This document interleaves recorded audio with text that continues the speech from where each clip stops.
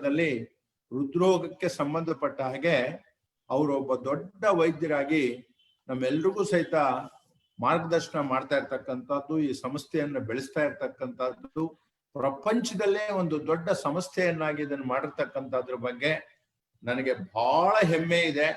ಅವರನ್ನ ನಾನು ಮತ್ತೊಮ್ಮೆ ಇದೆಲ್ಲ ಕೀರ್ತಿಗೆ ಅಭಿನಂದಿಸ್ತೇನೆ. ಅವ್ರ ಜೊತೆನಲ್ಲಿ ಕೆಲಸ ಮಾಡ್ತಾ ಇರ್ತಕ್ಕಂಥ ವೈದ್ಯರುಗಳು, ದಾದಿಯರು, ಸಿಬ್ಬಂದಿ ವರ್ಗದವ್ರನ್ನ ಬಹಳ ಪ್ರೀತಿ ವಿಶ್ವಾಸದಿಂದ ಡಾಕ್ಟರ್ ಮಂಜುನಾಥ್ ಅವ್ರು ನೋಡ್ತಾ ಇದ್ದಾರೆ. ಅದಕ್ಕೋಸ್ಕರವೇ ಜಯದೇವ ಹೃದ್ರೋಗ ಸಂಸ್ಥೆಯಲ್ಲಿ ಒಂದು team of doctors and team of the staff, ಆ ಟೀಮ್ ಸ್ಪಿರಿಟ್ ಇರೋದ್ರಿಂದ ಈ ಸಂಸ್ಥೆ ಯಾವುದೇ ಖಾಸಗಿ ಸಂಸ್ಥೆಗೂ ಸಹಿತ ಕಡಿಮೆ ಇಲ್ಲದೆ ಇರೋ ಹಾಗೆ ಕೆಲಸ ಮಾಡ್ತಾ ಇದ್ದಾರೆ. ನನಗೆ ಬಹಳ ಅಭಿಮಾನ ಇದೆ. ಸಂಸ್ಥೆಗೆ ಎಲ್ಲ ಮುಖ್ಯಮಂತ್ರಿಗಳು, ಎಲ್ಲ ಆರೋಗ್ಯ ಸಚಿವರು, ಎಲ್ಲ ಸರ್ಕಾರದ ಮುಖ್ಯ ಕಾರ್ಯದರ್ಶಿಗಳು ಎಲ್ಲರೂ ಸಹಿತ ಸದಾ ಕಾಲ ಬೆಂಬಲವನ್ನ ಕೊಟ್ಕೊಂಡು ಬಂದಿದ್ದಾರೆ. ಡಾಕ್ಟರ್ ಮಂಜುನಾಥ್ ಅವರು ಇದರ ನಿರ್ದೇಶಕರಾದ ಮೇಲೆ ದೂರದ ಕಲಬುರ್ಗಿಯಲ್ಲಿ ಈ ಒಂದು ಸಂಸ್ಥೆಯ ಒಂದು ವಿಭಾಗವನ್ನು ತೆರೆದಿದ್ದಾರೆ. ಮೈಸೂರಿನಲ್ಲೂ ಸಹಿತ ಒಂದು ವಿಭಾಗವನ್ನು ತೆರೆದಿದ್ದಾರೆ. ನಾನು ಈ ಕೋವಿಡ್-19 ಸಂದರ್ಭದಲ್ಲಿ ಅವರು ಅಪಾರವಾದ ಸೇವೆಯನ್ನ ಕರ್ನಾಟಕ ಸರ್ಕಾರದ ಒಂದು ಸಲಹಾ ಸಮಿತಿನಲ್ಲಿ ಸದಸ್ಯರಾಗಿ ಮಾರ್ಗದರ್ಶನ ಮಾಡ್ತಾ ಇದ್ದಾರೆ. ಅವ್ರಿಗೆ ನಮ್ಮ ಸ್ಕೌಟ್ ಗೈಡ್ಸ್ ಅವ್ರಿಗೆ ಮಕ್ಕಳಿಗೆ ಈ ಒಂದು CPR ನ ತಿಳಿಸ್ಬೇಕು ಅಂತ ಹೇಳಿದಾಗ ಬಹಳ ಸಂತೋಷದಿಂದ ಈ ಕೆಲಸವನ್ನ, ಈ ಜವಾಬ್ದಾರಿಯನ್ನು ಹೊತ್ತು ಜಯದೇವ ಸಂಸ್ಥೆಯಿಂದ ಇದನ್ನು ನಡೆಸ್ಕೊಡ್ತಕ್ಕಂತ ಒಂದು ಅವಕಾಶವನ್ನ ನಮ್ಗೆ ಮಾಡ್ಕೊಡ್ತಾ ಇದ್ದಾರೆ. ಈ ಸಂದರ್ಭದಲ್ಲಿ ಡಾಕ್ಟರ್ ಪ್ರಭಾಕರ್, ಡಾಕ್ಟರ್ ನಾಗರಾಜ್ ಇವರಿಬ್ಬರಿಗೂ ಸಹಿತ ನಾನು ಸ್ವಾಗತವನ್ನು ಮಾಡಿ, ನಮ್ಮ ಸಂಸ್ಥೆಯ ಮಧುಸೂದನ್ ಅವಾಲರ್ ಅವರು ಇದನ್ನೆಲ್ಲ ಈ ಕಾರ್ಯಕ್ರಮವನ್ನ ನಡೆಸ್ಕೊಡ್ತಾರೆ. ಡಾಕ್ಟರ್ ನಾಗರಾಜ್ ಅವರು ಈ CPR ವಿಷಯದಲ್ಲಿ ಪರಿಣಿತಿಯನ್ನು ಪಡೆದಿದ್ದಾರೆ ಅಂತ ಹೇಳಿ ನಾನು ತಿಳಿದಿದ್ದೇನೆ. ಇಂತಹ ಪರಿಣಿತರಿರೋದ್ರಿಂದಾನೇ ಈ ಸಂಸ್ಥೆಗೆ ದೊಡ್ಡ ಹೆಸರು ಬಂದಿರತಕ್ಕಂಥದ್ದು. ತಾವುಗಳು ದಯಮಾಡಿ ಇವತ್ತೇನು ಸುಮಾರು 370ಕ್ಕೂ ಹೆಚ್ಚು ಜನ ನೇರವಾಗಿ ಭಾಗವಹಿಸ್ತಾ ಇದ್ದೀರಾ. ಸಾವಿರಾರು ಜನ ಫೇಸ್ಬುಕ್ ಅಲ್ಲಿ ನೋಡ್ತಾ ಇದ್ದಾರೆ. ನಿಮ್ಗೆಲ್ಲ ನಾನು ಸ್ವಾಗತವನ್ನು ಮಾಡ್ತೇನೆ. ಇವತ್ತು ನೋಡೋದಷ್ಟೇ ಅಲ್ಲ, ನೀವು ಇದರ ಕಾರ್ಯಕರ್ತರಾಗಿ ಜೀವನದ ತುಂಬಾ ನಿಮ್ಮ ಕುಟುಂಬದಲ್ಲಿ, ನಿಮ್ಮ ಪಕ್ಕದ ಮನೆಯಲ್ಲಿ ಯಾರಿಗಾದ್ರೂ ಹಾರ್ಟ್ ಅಟ್ಯಾಕ್ ಆದ್ರೆ ಇಮಿಡಿಯೇಟ್ ಆಗಿ ಏನ್ ಮಾಡಬೇಕು ಅನ್ನೋದನ್ನ ತಿಳಿಸ್ತಾರೆ. ಅದರಿಂದ ನೀವು ಪ್ರಾಣವನ್ನ ರಕ್ಷಣೆ ಮಾಡ್ತಕ್ಕಂಥ, ಪ್ರಾಣದ ದಾನವನ್ನು ಕೊಡ್ತಕ್ಕಂಥ ಮಹಾದಾನಿಗಳು ಆಗೋರಿದ್ದೀರಾ. ಇಂಥ ಮಹಾದಾನಿಗಳನ್ನು ಮಾಡ್ತಕ್ಕಂಥ ಕೆಲಸದ ಯಜ್ಞಕ್ಕೆ ಡಾಕ್ಟರ್ ಮಂಜುನಾಥ್ ಅವರು ಒಪ್ಪಿಗೆ ಕೊಟ್ಟಿದ್ದಾರೆ.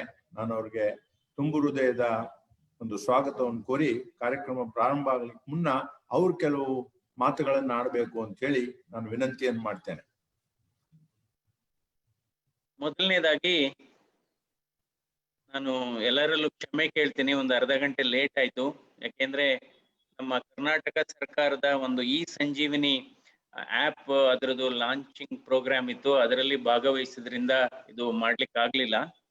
ಯಾಕೆಂದ್ರೆ ಸಂಜೀವಿನಿ ಇವತ್ತು ಕನ್ಸಲ್ಟೇಷನ್ ಏನಾಗಿದೆ, COVID-19 ಪ್ಯಾಂಡಮಿಕ್ ಇರೋದ್ರಿಂದ ಹಲವಾರು ರೋಗಿಗಳು ಆಸ್ಪತ್ರೆಗೆ ಬರ್ಲಿಕ್ಕೆ ಆಗ್ತಾ ಇಲ್ಲ. ಒಂದು ಕೋವಿಡ್ ಇದು ಸೋಂಕು ತಗಲಬಹುದು ಅನ್ನೋ ಭಯದಿಂದ ಆಸ್ಪತ್ರೆಗೆ ಬರ್ತಾ ಇಲ್ಲ.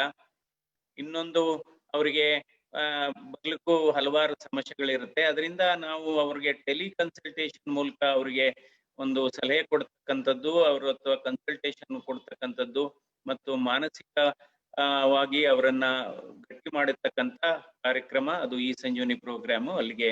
ಅದರಲ್ಲಿ ನಾನು ಸ್ವಲ್ಪ ಇದು ತೊಡಗಿಸ್ಕೊಂಡಿದ್ದೆ. ಅದರಿಂದ ಮತ್ತೊಮ್ಮೆ ನಮ್ಮ ಸನ್ಮಾನ್ಯ PGR ಸಿಂಧ್ಯಾ ಅವರಲ್ಲಿ ಮತ್ತು ತಮ್ಮ ಎಲ್ಲ ನಮ್ಮ ಭಾರತೀಯ ಸ್ಕೌಟ್ ವಿಭಾಗ ಏನಿದೆ ಎಲ್ಲರಲ್ಲೂ ಕೂಡ ಮತ್ತೊಮ್ಮೆ ಕ್ಷಮೆ ಕೇಳ್ತೇನೆ. ಇವತ್ತು ಸನ್ಮಾನ್ಯ PGR ಸಿಂಧ್ಯಾ ಅವರು ನನಗೆ ಸುಮಾರು 35 ವರ್ಷಗಳ ಪರಿಚಯ.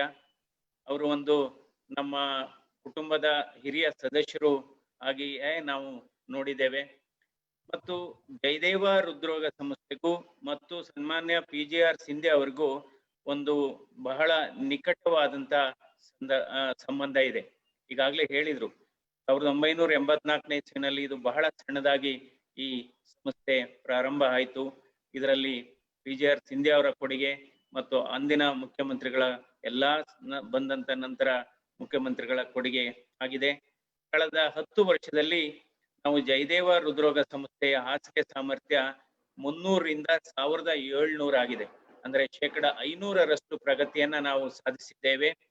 ಮತ್ತು ಕಳೆದ 10 ವರ್ಷದಲ್ಲಿ 50 ಲಕ್ಷ ಜನರಿಗೆ ಚಿಕಿತ್ಸೆಯನ್ನ ಕೊಟ್ಟಿದ್ದೇವೆ. ಹಾಗೆ 5 ಲಕ್ಷ ಆಪರೇಷನ್ಸ್ ಮತ್ತು ಕಾರ್ಡಿಯಾಕ್ ಇಂಟರ್ವೆನ್ಷನ್ಸ್, ಆಂಜಿಯೋಗ್ರಾಮ್ ಆಗ್ಬೋದು, ಆಂಜಿಯೋಪ್ಲಾಸ್ಟಿ ಆಗ್ಬೋದು, ಸ್ಟೆಂಟ್ ಆಗ್ಬೋದು, ಅಥವಾ ಪೇಸ್ ಮೇಕರ್ಸ್ ಆಗ್ಬೋದು, ಇದನ್ನ ನಾವು ನಿರಂತರವಾಗಿ ಮಾಡ್ಕೊ ಬಂದಿದ್ದೇವೆ.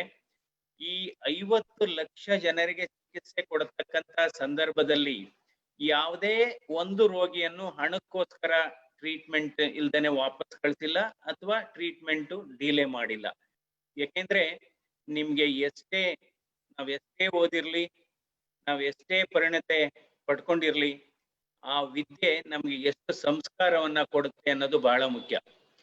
ಹಾಗೆಯೇ ನಾವು ವಿದ್ಯಾವಂತರಿದ್ದೇವೆ, ಬುದ್ಧಿವಂತರಿದ್ದೇವೆ, ಆದ್ರೆ ಬಹಳ ಮುಖ್ಯವಾದದ್ದು ಹೃದಯವಂತಿಕೆ ಇರಬೇಕಾಗುತ್ತೆ, ಹೃದಯ ಶ್ರೀಮಂತಿಕೆ ಇರಬೇಕಾಗುತ್ತೆ.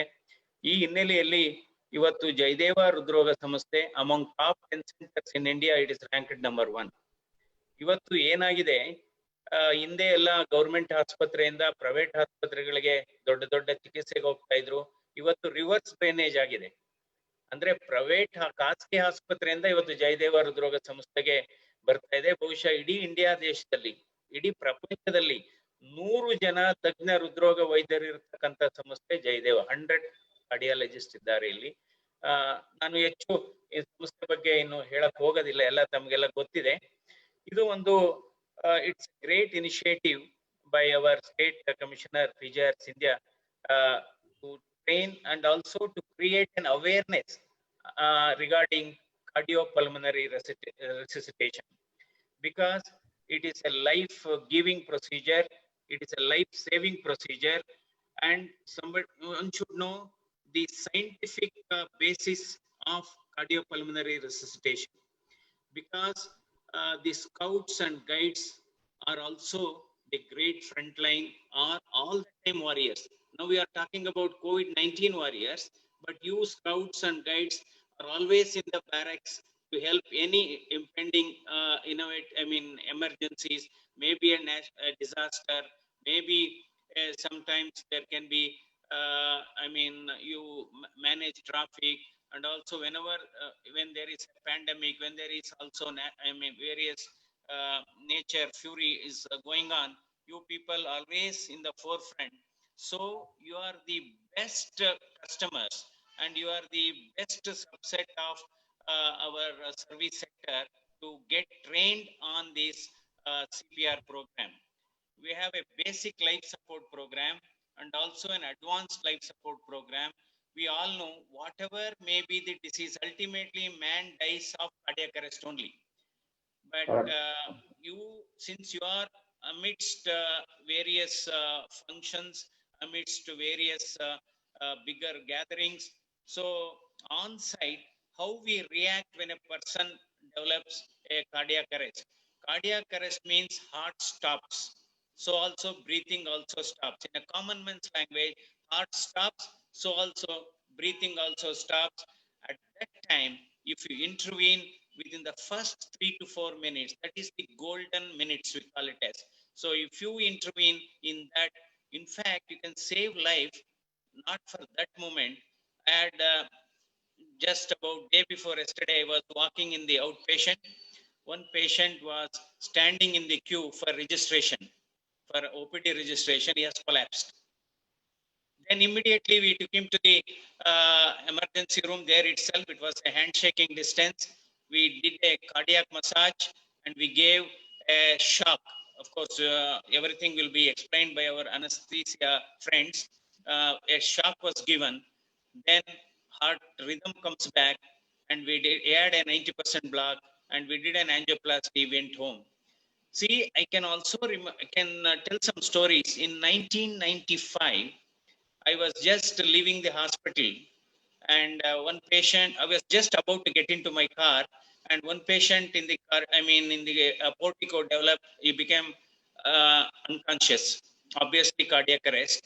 So immediately we did a resuscitation, we took him back to casualty. Even today he is alive. That means 26 years down the line, he is still alive, and every birthday, on my birthday, he comes and wishes me. So This is, I don't think any other service can do this. We can't, because you can buy lands or you can earn money, but it's impossible to buy your life. So it's impossible to buy your health. Only you have to promote your health. So this is one of the fantastic initiative by our honorable former Home Minister PJR Sindhya, and Jaideva will always partner with this sort of activities. It's a very noble activity, and you don't hesitate. It's going to be an interactive session, and if there are any questions, in fact, all these programs can be best. The purpose of these programs can be best achieved if you interact and exchange your thoughts, and don't feel shy about this. There is going to be a demonstration. We know that heart is a beating structure. Heart never stops. If it stops, that is the end of the journey. So normally heart pumps about 6,000 liters of blood daily. Imagine the amount of stress heart is undergoing. So always nature is ahead of technology, and whatever we are trying to do, of course we are not magicians, or we are not even gods, but definitely we have to put in our efforts, and all definition of cardiac arrest and a live demonstration will be given and videos will be played. So this is how one should respond. Many a time uh, the response time is the time is very crucial. For example, heart attack. So for every 30 minutes of delay in treating a heart attack, the risk of death increases by 7%.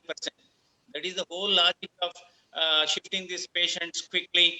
And so all first aid measures will be taught along with CPR. Suppose the patient has some chest pain, just a big thump on the chest can revive the heart, and he can survive for years and years. We don't know. So I think we should know how to do all these procedures and whom we should know. Because somebody can be faint, he can be having fits also. That is not cardiac arrest. If patient is breathing and the patient is moving his limbs, and yes, it is not a cardiac arrest. Cardiac arrest means still patient is not because even when somebody develops stroke, they will not speak. So most important is to check whether patient has cardiac arrest. You check the pulse, and or can put your ear on the left side of the chest. You can hear heart sound. If heart sounds are not heard, if pulse is not felt, patient is unconscious, then you can always do a cardiac massage that will be taught. I think this could be a great life-saving procedure. In addition, some medical aspect is also described. Some medicines can be, because all the scouts and guides in various places, they can keep some emergency kit that contains some life-saving medicine that can be given by, of course, a little bit, if they are more qualified, they can be given. But definitely, this sort of a life support program is very active in Europe, in America. So all housekeeping people are trained about this. Security people are being trained, particularly railway station, maybe a college campus, or maybe an airport, or even for that matter, wherever some big conglomerations are going on, where 5,000, 10,000 people have gathered. These are the places where the scouts and guides will be of a tremendous help. And again, in the beginning, Mr. Madhusudan was talking about kindness. Kindness makes the person most beautiful. However, you look, so kindness is very, very important. And with this few words, so again, we are very happy to associate and collaborate with the Scouts and the, Indian Scouts as well as guides for all such promotional activities which promotes health, which saves life. Uh, Ultimately, uh, there is nothing like saving a life. So thank you, sir. Thank you for giving Jaideva also an opportunity to train and also to promote this sort of life-saving activities. So Thank you very much. I request my colleague, Dr. Prabhakar, is a professor and head of the Department of Cardiac Anesthesia. And also we have another very young and energetic anesthetist Nagraj. They have various models. They are going to demonstrate how best you can train in simplistic language. They are going to tell us. So, of course, one should be careful while doing CPR. If a patient is conscious, you should never do CPR. Then they think somebody is hitting them. So one should be always think if patient is conscious and if patient himself says don't do anything, he should not do. That means he's alive. So these are all common sense. And yes, Dr. Prabhakar and Dr. Nagraj, you can take over. Thank you so much, Doctor. We are highly grateful to you. Thank you, sir. Thank you so much. Sir, thanks for introduction. Sir PGR Scindia sir ನಮ್ಗೆಲ್ಲ ಹೇಳಿದ್ರು ಜಯದೇವ ಯಾವ ತರ ಶುರುವಾಯ್ತು ಸಣ್ಣದಾಗಿ, ಆಮೇಲೆ ಅವ್ರು ಬಂದ್ಮೇಲೆ 30 ವರ್ಷದಿಂದ ಯಾವ ತರ ಡೆವಲಪ್ ಆಗಿದೆ ಅಂತ. ಈಗ ನಮ್ಮ ನಿರ್ದೇಶಕರಾದ ಪದ್ಮಶ್ರೀ ಡಾಕ್ಟರ್ ಮಂಜುನಾಥ್ ಅವರು ಇದಕ್ಕೆ ಏನ್ ಬೇಕೋ ಅದಕ್ಕೆ ಬೇಸಿಕ್ ಸ್ಟ್ರಕ್ಚರ್ ಯಾವ ತರ ಇದೆ, ಹೇಗ್ ನಡೀತಾ ಇದೆ ಅಂತ ಇನ್ಸ್ಟಿಟ್ಯೂಟ್ ಬಗ್ಗೆ ಹೇಳಿದ್ದಾರೆ. ಈಗ ನಾನು ಜಸ್ಟ್ 1 ನಿಮಿಷದಲ್ಲಿ ನಮ್ಮ ಇನ್ಸ್ಟಿಟ್ಯೂಟಿನ ಈ ವರ್ಷದ ಪ್ರೋಗ್ರೆಸ್ ಏನಾಗ್ತಾ ಇದೆ ಅಂತ ಅಂದ್ಬಿಟ್ಟು ನಿಮ್ಗೆಲ್ಲ ತಿಳಿಸ್ತೀನಿ. ಹೀಗೆ ಇದು ನಮ್ಮ ಜಯದೇವ ಬೆಂಗಳೂರಿನ ಕಟ್ಟಡ. It is around 700 bedded hospital. ಮತ್ತೆ ಇದು 400 bedded hospital built in Mysore. It is working, and it is 200 bedded hospital which is there in Gulbarga at present. We have started new this thing structure construction in Gulbarga, which is going to be another 400 bedded. That's what sir said. Totally in ಮುಂದಕ್ಕೆ ಇದು ಜಾಸ್ತಿ ಆಗ್ತಾನೆ ಇದೆ. ಇವಾಗ ಸದ್ಯಕ್ಕೆ 1300 to 400 ಇದೆ bed strength. ನಮ್ಮಲ್ಲಿ 11 cath labs ಇದೆ, ಆಪರೇಷನ್ ಥಿಯೇಟರ್ಸ್ 8ರಿಂದ 10 ಇದೆ, non invasive labs, and this is the largest cardiac health care destination in South East Asia. ಇವಾಗ ಹೋದ ವರ್ಷದ ನಮ್ಮ ಸ್ಟ್ಯಾಟಿಸ್ಟಿಕ್ಸ್ ಅಂಕಿಅಂಶಗಳು ಹೇಳ್ಬೇಕು ಅಂತಂದ್ರೆ ನಮ್ಮಲ್ಲಿ every day more than 2000 patients out patient ನೋಡ್ತಾ ಇದ್ದೀವಿ. ಇವಾಗ ಲಾಸ್ಟ್ ಇಯರ್ ಅಲ್ಲಿ 56,000 patient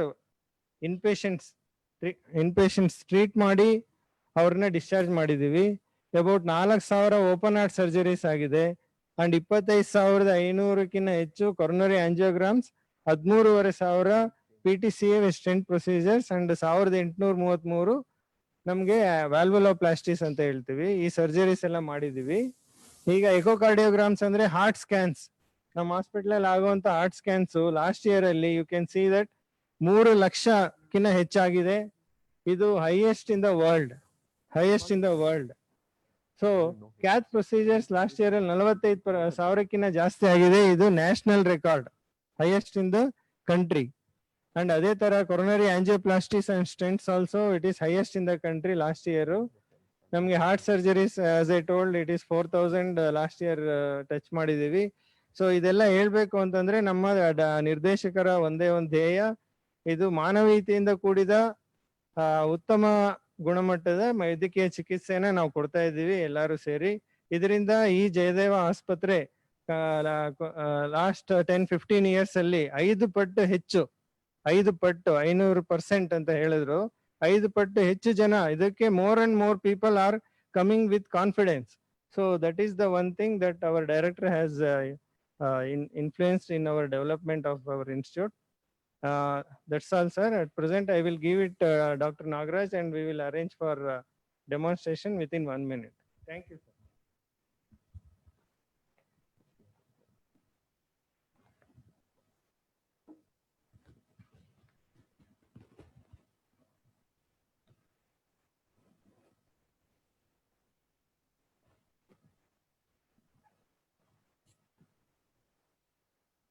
No, not now. No, continue. No. Good morning, all.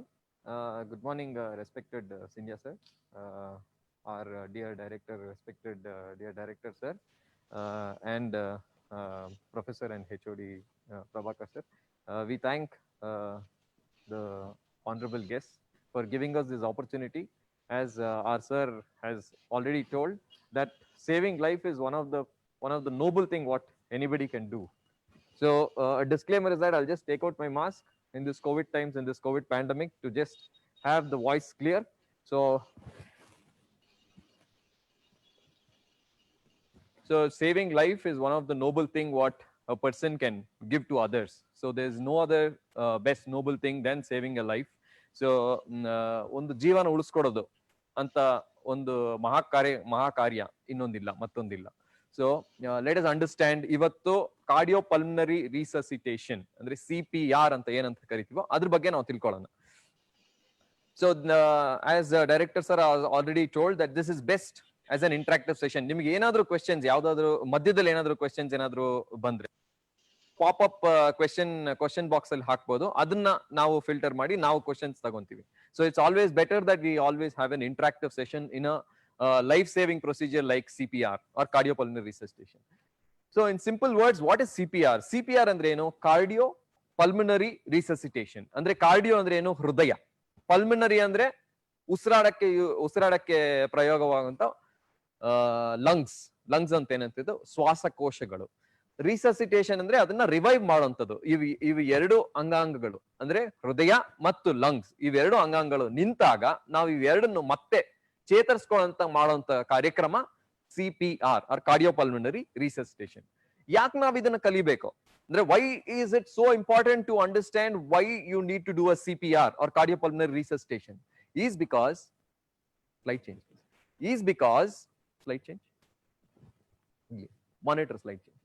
So why we need to understand about CPR ಅಂದ್ರೆ ಏನಕ್ಕಂದ್ರೆ, ಇವಾಗ ಯಾರಾದ್ರೂ ಒಬ್ರು ಅನ್ಕಾನ್ಶಿಯಸ್ ಆಗಿದ್ದಾರೆ ಅನ್ಕೊಂಡ್ರೆ ಅವರು ಅನ್ಲೆಸ್ ಅಂಡ್ ಅಂಟಿಲ್ ಪ್ರೂವ್ಡ್, ನಮಗ್ ಗೊತ್ತಿಲ್ದಿರೋ ವಿಷಯ ಏನಂದ್ರೆ ಅದು ಕಾರ್ಡಿಯಾಕ್ ಅರೆಸ್ಟ್ ಇಂದಾನೇ ಅವ್ರು ಅನ್ಕಾನ್ಶಿಯಸ್ ಆಗಿರೋಂಥದ್ದು. ಸೊ ಕಾರ್ಡಿಯಾಕ್ ಅರೆಸ್ಟ್ ಆದ್ರೆ ಏನ್ ತೊಂದ್ರೆ ಅಂದ್ರೆ, ಹೃದಯ ನಿಂತೋಗುತ್ತೆ, ಹಾರ್ಟ್ ಸ್ಟಾಪ್ಸ್ ಇಮಿಡಿಯೇಟ್ಲಿ. ಹಾರ್ಟ್ ನಿಂತೋದ್ರೆ ಏನಾಗುತ್ತೆ? ಹಾರ್ಟ್ ಅನ್ನೋದು ಒಂದು pump, it is an organ which pumps blood.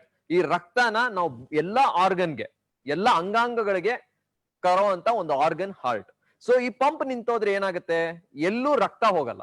So ರಕ್ತ ಎಲ್ಲಿ ಹೋಗ್ಬೇಕು? Most important. ಇವಾಗ ನಾನು ಮಾತಾಡ್ತಾ ಇದ್ದೀನಿ ನಿಮ್ಮ ಹತ್ರ ಅಂದ್ರೆ ಏನು ಅಂದ್ರೆ, ಐ ಆಮ್ ಕಾನ್ಶಿಯಸ್ ಓರಿಯೆಂಟೆಡ್ ಅಂದ್ರೆ ನನ್ನ ಬ್ರೈನ್ ಕೆಲಸ ಮಾಡ್ತಾ ಇದೆ. ಸೊ ಇವಾಗ ನನಗೆ ಬ್ರೈನ್ ಕೆಲಸ ಮಾಡ್ತಾ ಇಲ್ಲ ಅಂದ್ರೆ ಏನಾಗುತ್ತೆ? ನಾನು ತಲೆ ಸುತ್ತ ಬಿದ್ದೋಗ್ತೀನಿ. ಯಾಕೆ? ಬಿಕಾಸ್ ನನ್ನ ಹಾರ್ಟ್ ನಿಂತೋಗುತ್ತೆ. ಸೊ ನನ್ನ brain cannot take up the blood. So ಬ್ರೈನ್ಗೆ ರೀಚ್ ಆಗ್ತಾ ಇಲ್ಲ ಬ್ಲಡ್. ಸೊ ಅದಕ್ಕೆ ನಾನು ತಲೆ ಸುತ್ತ ಬಿದ್ದೋಗ್ತೀನಿ. I can't stand, there is no coordination. So ಅದಕ್ಕೆ ಕಾರ್ಡಿಯಾಕ್ ಅರೆಸ್ಟ್ ಆದಾಗ first major organ to get affected ಅಂದ್ರೆ, first major organ to get affected is brain. ಅದಕ್ಕೆ ಸರ್ ಏನಂದ್ರೆ ಅದನ್ನ ಗೋಲ್ಡನ್ ಟೈಮ್ ಅಂತ ಹೇಳ್ತೀವಿ. ಗೋಲ್ಡನ್ ಟೈಮ್ ಅಂದ್ರೆ ಏನು? ಈ 4 ರಿಂದ 6 ನಿಮಿಷ ಅಂದ್ರೆ ಕನಿಷ್ಠ ಪಟ್ಟ 5 ನಿಮಿಷ. 5 ನಿಮಿಷದಲ್ಲಿ ನಾವೇನಾದ್ರೂ ಮತ್ತೆ ಬ್ರೈನ್ಗೆ ಬ್ಲಡ್ ಸಪ್ಲೈ ಕೊಟ್ಟಿಲ್ಲ ಅಂದ್ರೆ ಏನಾಗುತ್ತೆ? ಬ್ರೈನ್ ಡ್ಯಾಮೇಜ್ ಆಗ್ತಾ ಹೋಗುತ್ತೆ.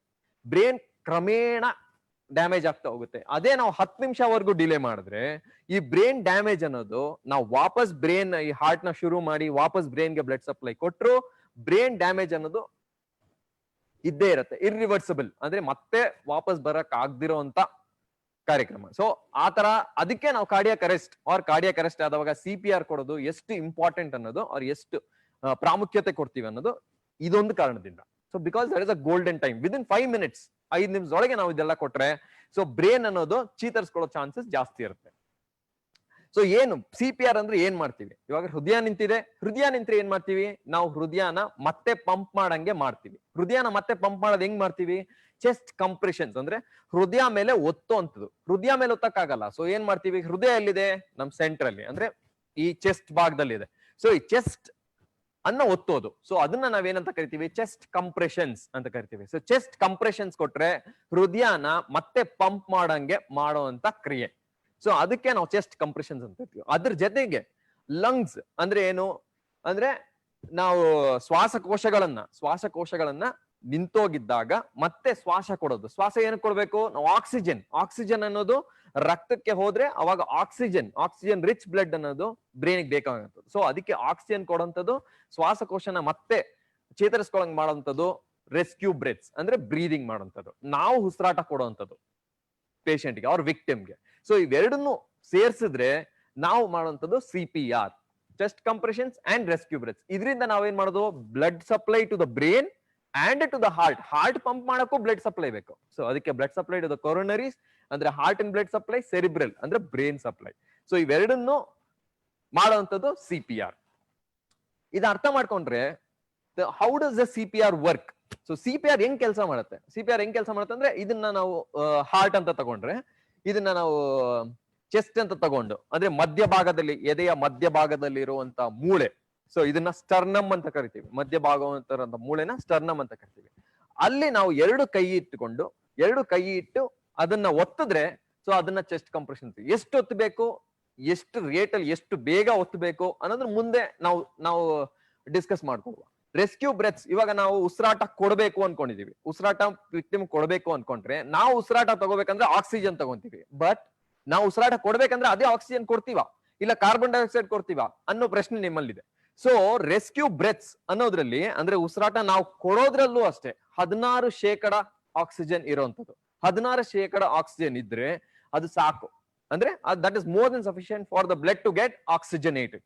So that is why you should understand ಅಂದ್ರೆ ಏನಕ್ಕೆ ಇದು CPR ಅಂದ್ರೆ ಎಷ್ಟು ಕೊಡಬೇಕು, ಆಮೇಲೆ ರೆಸ್ಕ್ಯೂ ಬ್ರೆತ್ಸ್ ಅಲ್ಲಿ ಎಷ್ಟು ಆಕ್ಸಿಜನ್ ಇರುತ್ತೆ, ಇದಕ್ಕೆ ಉಪಯೋಗ ಆಗುತ್ತಾ ಇಲ್ವಾ ಪೇಷಂಟ್ಗೆ ಆರ್ ವಿಕ್ಟಿಮ್ಗೆ ಅನ್ನೋದು ನಾವು ತಿಳ್ಕೊಳ್ಳುವಂಥದ್ದು.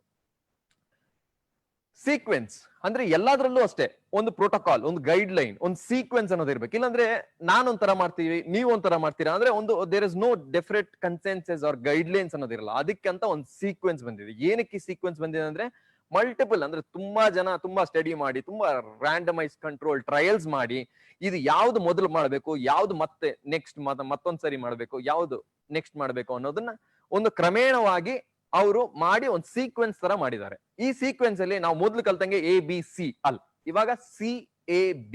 ಸಿ ಅಂದ್ರೆ ಏನು? ಸಿ ಅಂದ್ರೆ ಯಾವಾಗ್ಲೂ ಜ್ಞಾಪಕ ಇಟ್ಕೊಳ್ಳಿ, ಸಿ ಅಂದ್ರೆ compressions. C is always compressions. Compressions ಅಂದ್ರೆ ಏನು? ಹಾರ್ಟ್ ಅಂದ್ರೆ ಹೃದಯ ನಿಂತೋದವಾಗ ನಾವು ಮಾಡೋಂತ ಕೆಲಸ ಕಂಪ್ರೆಷನ್ಸ್ ಕೊಡುವಂಥದ್ದು. ಎ ಅಂದ್ರೆ ಏರ್ವೇ ಅಂದ್ರೆ ಏನು? Wind pipe. ಇವಾಗ ನಮ್ಗೆ ಬಾಯಿಂದ ಇಲ್ಲ ಮೂಗಿಂದ ಬರುವಂತದ್ದು 2 ವಿಂಡ್ ಪೈಪ್ಗಳು ಬರ್ತದೆ. 2 ಪೈಪ್ ಬರುತ್ತೆ. ಒಂದು ಊಟ ಹೋಗ್ಲಿಕ್ಕೆ that is called food pipe or an oesophagus, and ಇನ್ನೊಂದು ವಿಂಡ್ ಪೈಪ್ ಅಂದ್ರೆ ಉಸಿರಾಟ ಮಾತ್ರ ಮಾಡುವಂಥದ್ದು, ಉಸಿರು ತಗೊಳ್ಳೋಂಥದ್ದು, ಉಸಿರು ಬಿಡುವಂಥದ್ದು. ಅದನ್ನ ನಾವೇನಂತ ಕರಿತೀವಿ? Wind pipe are also called as trachea.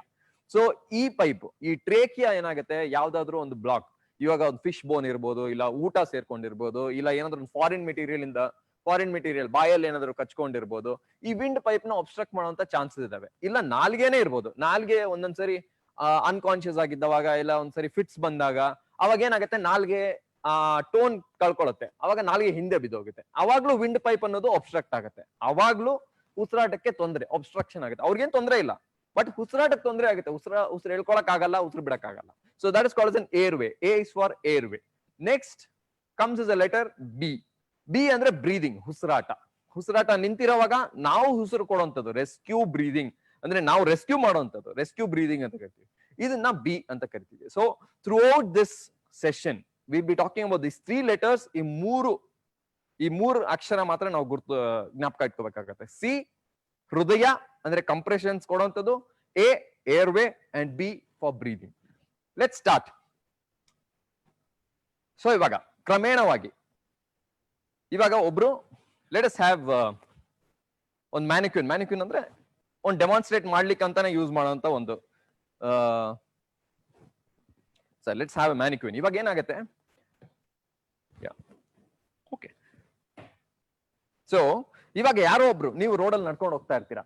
So ನೀವು ರೋಡಲ್ಲಿ ನಡ್ಕೊಂಡು ಹೋಗ್ತಾ ಇರ್ಬೇಕಂದ್ರೆ ಯಾರಾದ್ರೂ ಒಬ್ರು ಇದ್ದಕ್ಕಿದ್ದಂಗೆ ನೆಲ ಮೇಲೆ ಬಿದ್ದೋಗಿರೋಂತ ಸಂದರ್ಭ ಬರುತ್ತೆ.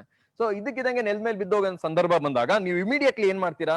ಇವಾಗ ಮಧ್ಯ ಟ್ರಾಫಿಕ್, ಇವಾಗ ಬೈಕ್ ಅಲ್ಲೇ ಓಡಾಡ್ತಾ ಇರ್ಬೋದು, ಇಲ್ಲ ಕಾರಲ್ಲೇ ಓಡಾಡ್ತಾ ಇರ್ಬೋದು, ಯಾರೋ ಮಧ್ಯದಲ್ಲಿ ಇರ್ತಾರೆ. ಸೊ ಬೈಕ್ ನಿಲ್ಸಿ ನೋಡ್ತೀರಾ, but that is not a safe place. You have to transfer him to a safe place. That is why you should always view a scene safety. ಇವಾಗ ಅಲ್ಲಿ ಅಗ್ನಿ ಇರ್ಬೋದು, ಅಂದ್ರೆ ಫೈರ್ ಇರ್ಬೋದು ಅಲ್ಲಿ.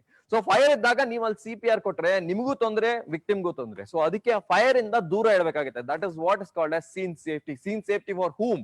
Scene safety for both. ನಿಮಗೂ ಅಂದ್ರೆ as a resuscitator and for the victim, ಇಬ್ಬರಿಗೂ ಸೀನ್ ಸೇಫ್ಟಿ. ಅಂದ್ರೆ ಅವ್ರನ್ನ ಯಾವ್ದಾದ್ರು ಒಂದು ಸೇಫ್ ಜಾಗಕ್ಕೆ ತೆರಳಿಸಿ, ಅಂದ್ರೆ ಅದನ್ನ ಸೇಫ್ ಜಾಗಕ್ಕೆ ತೆರಳಿಸಿ ಆಮೇಲೆ CPR ಕೊಡುವಂಥದ್ದು. So always view for a scene safety. ಮತ್ತೆ ನೆಕ್ಸ್ಟ್ ಏನ್ ಮಾಡ್ತೀರಾ? ನೆಕ್ಸ್ಟ್ ಏನ್ ಮಾಡ್ತೀರಾ ಅಂದ್ರೆ ವೆರಿ ಇಂಪಾರ್ಟೆಂಟ್, ಪೇಷಂಟ್ ಹತ್ರ ಹೋಗಿ ಭುಜ ಹತ್ರ ತಗೊಂಡು ತಟ್ಟಬೇಕು. ಆರ್ ಯು ಓಕೆ ಅಂತ ತಟ್ಟಬೇಕು. ಅಂದ್ರೆ ನೀವು ಕನ್ನಡದಲ್ಲಿ ಅಂದ್ರೆ ಏನಪ್ಪಾ ಹೇಗಿದ್ಯಾ, ಚೆನ್ನಾಗಿದ್ಯಾ ಅಂತ ಜೋರಾಗಿ ಕಿರ್ಚ್ಬೇಕು. ಇವಾಗ ಅವ್ರು ಇಂಟಾಕ್ಸಿಕೇಟೆಡ್, ಇವಾಗ ಮಧ್ಯಾಹ್ನ ಸೇವಿಂತ ಅಂದ್ರೆ ಆಲ್ಕೋಹಾಲ್ ತಗೊಂಡಿರ್ಬೋದು, ಅವಾಗ ಅವ್ರಿಗೆ ಕೇಳಿಸಲ್ಲ ಸರಿಯಾಗಿ. They will be in a subconscious state. So you should always shout. It's always told to shout for help or shout ಚೆನ್ನಾಗಿದ್ಯಾ, ಚೆನ್ನಾಗಿಲ್ವಾ. ಇವಾಗ 2 ಬರುತ್ತೆ. ಒಂದು ರೆಸ್ಪಾನ್ಸ್ ಬರುತ್ತೆ, ಅಂದ್ರೆ ವಿಕ್ಟಿಮ್ ಇಂದ ರೆಸ್ಪಾನ್ಸ್ ಬರುತ್ತೆ, ಹಾ ಅಂತ ಎದೊಳ್ತಾರೆ. ಎದೊಳಿದ್ರೆ ಹೀಸ್ ಓಕೆ. ಬಟ್ ಎದೋಳಿಲ್ಲ, ಏನು ಚಲನೆನೇ ಇಲ್ಲ, ಅವ್ರ ಬಾಯೆಲ್ಲ ಚಲನೆ ಇಲ್ಲ, ಕೈ ಮೂವ್ ಮಾಡ್ತಾ ಇಲ್ಲ, ಕಾಲ್ ಮೂವ್ ಮಾಡ್ತಾ ಇಲ್ಲ, ಎಂತ ಚಲನೆನೇ ಇಲ್ಲ. ಅಂದ್ರೆ ಏನೋ ತೊಂದರೆ ಇದೆ. ಏನ್ ತೊಂದರೆ ಇದೆ? ಸೊ ತೊಂದರೆ ಇದೆ ಅಂದಿದ ತಕ್ಷಣ ನೀವು ಒಬ್ಬರೇ ಮಾಡಕ್ಕಾಗಲ್ಲ ಈ ಕೆಲಸನ. ಸೊ ಏನ್ ಮಾಡ್ತೀರಾ? You shout for help always. We are a well populated area. Once you shout, many people will come to you. ತುಂಬಾ ಜನ ಬರ್ತಾರೆ ನಿಮ್ ಹೆಲ್ಪ್ಗೆ. ಬಂದ್ರೆ ಬಂದ್ರು, ಬಂದಿಲ್ಲ ಅಂದ್ರೆ you shout for help. If you don't get help, call the emergency rescue system, ಅಂದ್ರೆ ಎಮರ್ಜೆನ್ಸಿ ಮೆಡಿಕಲ್ ಸರ್ವಿಸಸ್, EMS ಅಂತ ಏನ್ ಕರಿತೀವಿ. ನಿಮ್ ಮೊಬೈಲ್ ತಗೊಂಡು 108 ಗೆ ಫೋನ್ ಮಾಡಬಹುದು. ಸೊ ನಿಮ್ಗೆ ಯಾರಿಗಾದ್ರೂ ಹೆಲ್ಪ್ ಬಂದ್ರು ಅಂದ್ರೆ ಅವ್ರಿಗೆ ಹೇಳ್ಬೋದು ನೀವು. ಸೊ ದಯವಿಟ್ಟು ಎಮರ್ಜೆನ್ಸಿ ಮೆಡಿಕಲ್ ಸರ್ವಿಸಸ್ ಗೆ ಫೋನ್ ಮಾಡ್ತೀರಾ, 108 ಗೆ ಫೋನ್ ಮಾಡಿ ಆಂಬುಲೆನ್ಸ್ ನ ಕರೀತೀರಾ. ಆಂಬುಲೆನ್ಸ್ ನ ಕರೆದಾಗ್ಲೂ ಅಷ್ಟೇ, things you should remember. Sir ಬನ್ನಿ, ಇಲ್ಲಿ ಯಾರೋ ಪೇಷಂಟ್, ಅಲ್ಲಿ ಯಾರೋ ವಿಕ್ಟಿಮ್ ನೆಲ್ ಮೇಲೆ ಬಿದ್ದೋಗಿದಾರೆ ಅಂದ್ರೆ ಅವ್ರಿಗೆ ಗೊತ್ತಾಗಲ್ಲ, ನೀವ್ ಎಲ್ಲಿದ್ದೀರಾ ಅಂತ ಅವ್ರಿಗೆ ಗೊತ್ತಾಗಲ್ಲ. So always remember that you should always tell the exact location. ಎಲ್ಲಿದ್ದೀರಾ ನೀವು? ಇವಾಗ ನಾನು ಜಯನಗರ್ ಜೈನ್ ಟೆಂಪಲ್ ಹತ್ರ ಇದ್ದೀನಿ, ಜೈನ್ ಟೆಂಪಲ್ ಎದುರುಗಡೆ ಇದ್ದೀನಿ, ಅಲ್ಲಿಂದ ಸಿಗ್ನಲ್ ಹತ್ರ ಇದ್ದೀನಿ. Tell the landmark properly and then disconnect the phone. Because ನೀವು ಕರೆಕ್ಟ್ ಲೊಕೇಶನ್ ಹೇಳಿಲ್ಲ ಅಂದ್ರೆ they will not be able to trace you. So ಅವಾಗ ನಿಮ್ಗೆ ಎಮರ್ಜೆನ್ಸಿ ಮೆಡಿಕಲ್ ಸರ್ವಿಸಸ್ ಸರಿಯಾದ ಸಂದರ್ಭದಲ್ಲಿ ಬಂದಿಲ್ಲ ಅಂದ್ರೆ ನೀವು ಮಾಡಿದ್ದೆಲ್ಲ ವ್ಯರ್ಥ ಆಗತ್ತೆ. ಸೊ ಅದಕ್ಕೆ always when you are calling the emergency medical services, be loud, be clear where the victim is. That is more important. ಒಂದ್ಸರಿ ನೀವು ಎಮರ್ಜೆನ್ಸಿ ಮೆಡಿಕಲ್ ಸರ್ವಿಸಸ್ ಆಕ್ಟಿವೇಟ್ ಮಾಡಿದ್ರಿ ಅನ್ಕೊಳ್ಳಿ, ದೆನ್ ನೆಕ್ಸ್ಟ್ ಥಿಂಗ್ ಏನ್ ಮಾಡ್ತೀರಾ? AED. ನಮ್ ದೇಶದಲ್ಲಿ ಸ್ವಲ್ಪ AED ಏರ್ಪೋರ್ಟ್ ಇಲ್ಲ ಬಸ್ ಸ್ಟಾಪ್ ಆ ತರ ಜಾಗದಲ್ಲಿ ಮಾತ್ರ ಇದೆ. ಬಟ್ ಅದರ್ವೈಸ್ AED ಏನಾದ್ರು ಪಕ್ಕದಲ್ಲೇ ಇದ್ರೆ always try to get the AED ನ ತಗೊಂಡ್ಬರ್ಲಿಕ್ಕೆ ಟ್ರೈ ಮಾಡಿ. ಓಕೆ, ಸೊ AED ತಗೊಂಬರಕ್ಕೆ ಅಂದ್ರೆ ತುಂಬಾ ದೂರ ಇದೆ, ನಿಮ್ಗೆ ಗೊತ್ತಿಲ್ಲ AED ಎಲ್ಲಿದೆ. AED ಅಂದ್ರೆ ಆಟೋಮೇಟೆಡ್ ಡಿಫಿಬ್ರಿಲೇಟರ್ ಅಂತ ಕರಿತೀವಿ, ಎಕ್ಸ್ಟರ್ನಲ್ ಡಿಫಿಬ್ರಿಲೇಟರ್. ಅದೇನಾದ್ರು ಸಿಕ್ಕಿಲ್ಲ ಅಂದ್ರೆ, so directly come to the patient, observe two things. ಒಂದು ಏನು, observe for the breathing, ಅಂದ್ರೆ ಎದೆ ಮೇಲೆ ರೈಸ್ ಆಗ್ತಾ ಇದೆಯಾ ಇಲ್ವಾ ಅಷ್ಟೇ. ರೈಸ್ ಆಗ್ತಾ ಇದೆಯಾ ಇಲ್ವಾ ಅಂದ್ರೆ ಉಸಿರಾಟ ಆಗ್ತಾ ಇದೆಯಾ ಅಲ್ವಾ. ಎರಡು, ಏನಾದ್ರು ಗ್ಯಾಸ್ಪಿಂಗ್ ಅಂದ್ರೆ ಏನು? ಉಸಿರು ತಗೊಳಕ್ಕೆ ಕಷ್ಟ ಪಡುವಂತದ್ದು. that is also not normal breathing. that is called as gasping. ಅಂದ್ರೆ ನಿಂತೋಗ್ತಾರೆ. So that is called as gasping. ಅದು ನಾರ್ಮಲ್ ಅಲ್ಲ. ಎರಡನೇದು ಪಲ್ಸ್ ನೋಡುವಂಥದ್ದು. ಪಲ್ಸ್ ಹೆಂಗ್ ನೋಡ್ತೀರಾ? ಪಲ್ಸ್ ಅನ್ನೋದು ನಿಮ್ದು ವಿಂಡ್ ಪೈಪ್ ಅಂತ ಆವಾಗ್ಲೇ ಮೊದ್ಲೇ ಹೇಳ್ದಂಗ, ವಿಂಡ್ ಪೈಪ್ ಸೈಡ್ ಅಲ್ಲಿ ನೋಡಿದ್ರೆ ನಿಮಗೊಂದು ಆರ್ಟ್ರಿ ಅಂದ್ರೆ ರಕ್ತನಾಳ, ಆ ರಕ್ತನಾಳದ ಬಡಿತ ಕಾಣುತ್ತೆ. ಆ ಬಡಿತ you can feel through your finger. That is called as carotid pulse. ಈ ಕ್ಯಾರೋಟಿಡ್ ಪಲ್ಸ್ ನ ನೀವು ಫೀಲ್ ಮಾಡ್ಬೇಕಾಗತ್ತೆ ವಿಕ್ಟಿಮ್ದು. When you feel the carotid pulse of the victim, pulse ಇದೆಯಾ ಇಲ್ವಾ? ಇಲ್ಲ ನಮ್ ಡೈರೆಕ್ಟರ್ ಸರ್ ಹೇಳ್ದಂಗೆ ಕಿವಿ ಇಟ್ಕೊಂಡು ಚೆಸ್ಟ್ ಹತ್ರನು ಇಟ್ಕೊಂಡು ಹೃದಯ ಬಡಿತಾನು ಕೇಳ್ಬಹುದು. But this is carotid pulse ಅನ್ನೋದು ತುಂಬಾ ಈಸಿ ಅಂತ procedure. Just you have to feel the carotid pulse right next in the neck, ಅಂದ್ರೆ ಈ ನೆಕ್ ಭಾಗದಲ್ಲಿ ಇರುವಂತದ್ದು carotid pulse. You can just feel here. ಎದೆ ಬಡಿತ ಇದೆಯಾ ಇಲ್ವಾ? ಇದು ಎಲ್ಲದಕ್ಕೂ ನಿಮಗಿರುವಂತ ಸಮಯ 10 ಸೆಕೆಂಡ್ ಮಾತ್ರ. ಈ 10 ಸೆಕೆಂಡ್ ಒಳಗೆ ನೀವು ಇದೆಲ್ಲ ಕಾರ್ಯಕ್ರಮನ ಮಾಡ್ಬೇಕಂದ್ರೆ ಉಸಿರಾಟ ನಿಂತಿದ್ಯಾ ಇಲ್ವಾ, ಉಸಿರಾಟ ಚೆನ್ನಾಗಿ ಆಡ್ತಾ ಇದಾರಾ ಇಲ್ವಾ ಅನ್ನೋದು ನೋಡ್ಬೇಕು. ಆಮೇಲೆ ಕ್ಯಾರೋಟಿಡ್ ಪಲ್ಸ್ ಇದೆಯಾ ಇಲ್ವಾ ಅನ್ನೋದು ನೋಡ್ಬೇಕು. ಒಂದು most important, don't try to count. ಅಂದ್ರೆ ನಮ್ಮ ಹತ್ರ ವಾಚ್ ಇದೆ ಅನ್ಬಿಟ್ಟು ನೀವು ಕೌಂಟ್ ಮಾಡೋದು, ಪಲ್ಸ್ ಎಷ್ಟಿದೆ, 70 ಇದೆಯಾ 60 ಇದೆಯಾ ಅನ್ನೋ. ಇದೆಯಾ ಇಲ್ವಾ? ಉಸಿರಾಟ ಇದೆಯಾ ಇಲ್ವಾ? ಉಸಿರಾಟ ಇಲ್ಲ ಅಂದ್ರೆ what do you do next one? You do CPR. ಮೊದಲೇ ಹೇಳ್ದಂಗೆ CAB. ಈ ಮೂರು ಕಾರ್ಯಕ್ರಮ ಮಾಡ್ಬೇಕಂದ್ರೆ these three things are important. CAB. So C ಅಂದ್ರೆ ಏನು? ಕಂಪ್ರೆಷನ್ಸ್ ಹೆಂಗ್ ಕೊಡೋದು ಅಂತ ನಾವು ಡೆಮಾನ್ಸ್ಟ್ರೇಟ್ ಮಾಡಿ ತೋರಿಸ್ತೀನಿ ಇವಾಗ. Change slide. ಕಂಪ್ರೆಷನ್ಸ್ ಹೆಂಗ್ ಕೊಡೋದು? ಸೊ ಕಂಪ್ರೆಷನ್ಸ್ ಹೆಂಗ್ ಕೊಡೋದು, ಎಷ್ಟು ಕೊಡೋದು? Okay, that is more important. First ನಾವು ತಿಳ್ಕೊಳ್ಳೋದು ಏನಂದ್ರೆ, ಸೊ ಕಂಪ್ರೆಷನ್ಸ್ ಹೆಂಗ್ ಕೊಡೋದು? ಈ ಎದೆ ಮಧ್ಯಭಾಗದಲ್ಲಿರುವಂತ ಮೂಳೆ ನೋಡಿ ಕಾಣುತ್ತೆ. ಎದೆ ಮಧ್ಯಭಾಗದಲ್ಲಿರುವಂತಹ ಮೂಳೆ, ಅದರದ್ದು ಲೋವರ್ ಎಂಡ್ ಕೆಳಗಿನ ಭಾಗದಲ್ಲಿ ಒಂದು ಕೈಯನ್ನು ನೇರವಾಗಿ ಅದರ ಮೇಲೆ ಇಟ್ಟು, ಇನ್ನೊಂದು ಕೈಯನ್ನು ಆ ಕೈಯ ಮೇಲೆ ಇಟ್ಟು ಇಂಟರ್ಲಾಕ್ ಮಾಡುವಂಥದ್ದು, ಟೈಟ್ ಆಗಿ ಇಂಟರ್ಲಾಕ್ ಮಾಡಿ, ಆಮೇಲೆ this is how you do. Okay, ಅದಾದ್ಮೇಲೆ ದೆನ್ ಈ ಭಾಗ ಭುಜ ಭಾಗದಿಂದ ಪ್ರೆಷರ್ ಕೊಡುವಂಥದ್ದು, ಕೆಳಗೆ ಭುಜ ಭಾಗದಿಂದ ಕೆಳಗೆ ಹೋಗುವಂಥದ್ದು, ಆಮೇಲೆ ಮೇಲ್ ತರುವಂಥದ್ದು. This is called as chest compression. So ಕೆಳಭಾಗದಿಂದ ಈ ಭುಜ ಭಾಗದಿಂದ ಕೆಳಗೆ ಹೋಗಿ ಮತ್ತೆ ಮೇಲ್ ತರುವಂಥದ್ದು. ನೋಡಿ, ಈ ಭುಜ ಹಾಗೂ ಮೊಣಕಟ್ಟು ಇಲ್ಲಿವರೆಗೂ ಒಂದು ಸ್ಟ್ರೇಟ್ ಲೈನ್ ಇರಬೇಕು. ಈ ಪೂರ್ತಿ ಸ್ಟ್ರೇಟ್ ಲೈನ್ ಇದ್ರೆ ಕೊಡುವಂತ ರಿಸಸಿಟೇಟರ್ಗೆ ಅಂದ್ರೆ ಆಯಾಸ ಕಮ್ಮಿ ಆಗತ್ತೆ, ಸುಸ್ತಾಗಲ್ಲ. ಸೊ ಅದಕ್ಕೆ ಈ ತರ ಮಾಡೋದು. So always the movement is from the hip joint. Hip joint is acting as a fulcrum. Andre ನಿಮ್ಮ hip joint should always act as a fulcrum, and the movement should come from the shoulder joint, and it should move straight down into the chest of the victim. So awaga chest compression anu kodbekagutte. Andre this is how you give the proper chest compression. Iga compression korta idini, but ಎಷ್ಟು ಕೊಡ್ತಾ ಇದೀನಿ, how much should give, ಎಷ್ಟು ಕೊಡ್ಬೇಕು ನಾನು compressions, ಎಷ್ಟು ಕೊಡ್ಬೇಕು ಅಂದ್ರೆ 120, ಒಂದು ನಿಮಿಷಕ್ಕೆ 120. ಅಂದ್ರೆ ಕನಿಷ್ಠ ಪಕ್ಷ 1 ಸೆಕೆಂಡ್ಗೆ 2 ಕೊಡುವಂತದ್ದಾದ್ರೂ ಇರ್ಬೇಕು. ಅಂದ್ರೆ ನೀವು ಕೊಡ್ಬೇಕಂದ್ರೆ ಕೌಂಟ್ ಮಾಡ್ಬೇಕು. ಹೆಂಗೆ, you should always start counting. So compression ಕೊಡ್ಬೇಕಂದ್ರೆ 1 2 3 4 5 6 7 8 9 10 11 12 13 14 ಈ ತರ ಕೌಂಟ್ ಮಾಡ್ಬೇಕು. ಕೌಂಟ್ ಮಾಡಿದ್ರೆ ನಿಮ್ಗೆ ಏನ್ ಗೊತ್ತಾಗುತ್ತೆ ಅಂದ್ರೆ ನೀವು ಕೊಡ್ತಾ ಇರೋದು ಗೊತ್ತಾಗುತ್ತೆ, ನೀವು ಎಷ್ಟು ಕೊಡ್ತಾ ಇದಾರೆ ಅನ್ನೋದು ಗೊತ್ತಾಗುತ್ತೆ. ಸೊ 1 ನಿಮಿಷಕ್ಕೆ ಕನಿಷ್ಠ ಪಕ್ಷ 120 ಕಂಪ್ರೆಷನ್ ಅನ್ನು ಕೊಡ್ಬೇಕಾಗತ್ತೆ.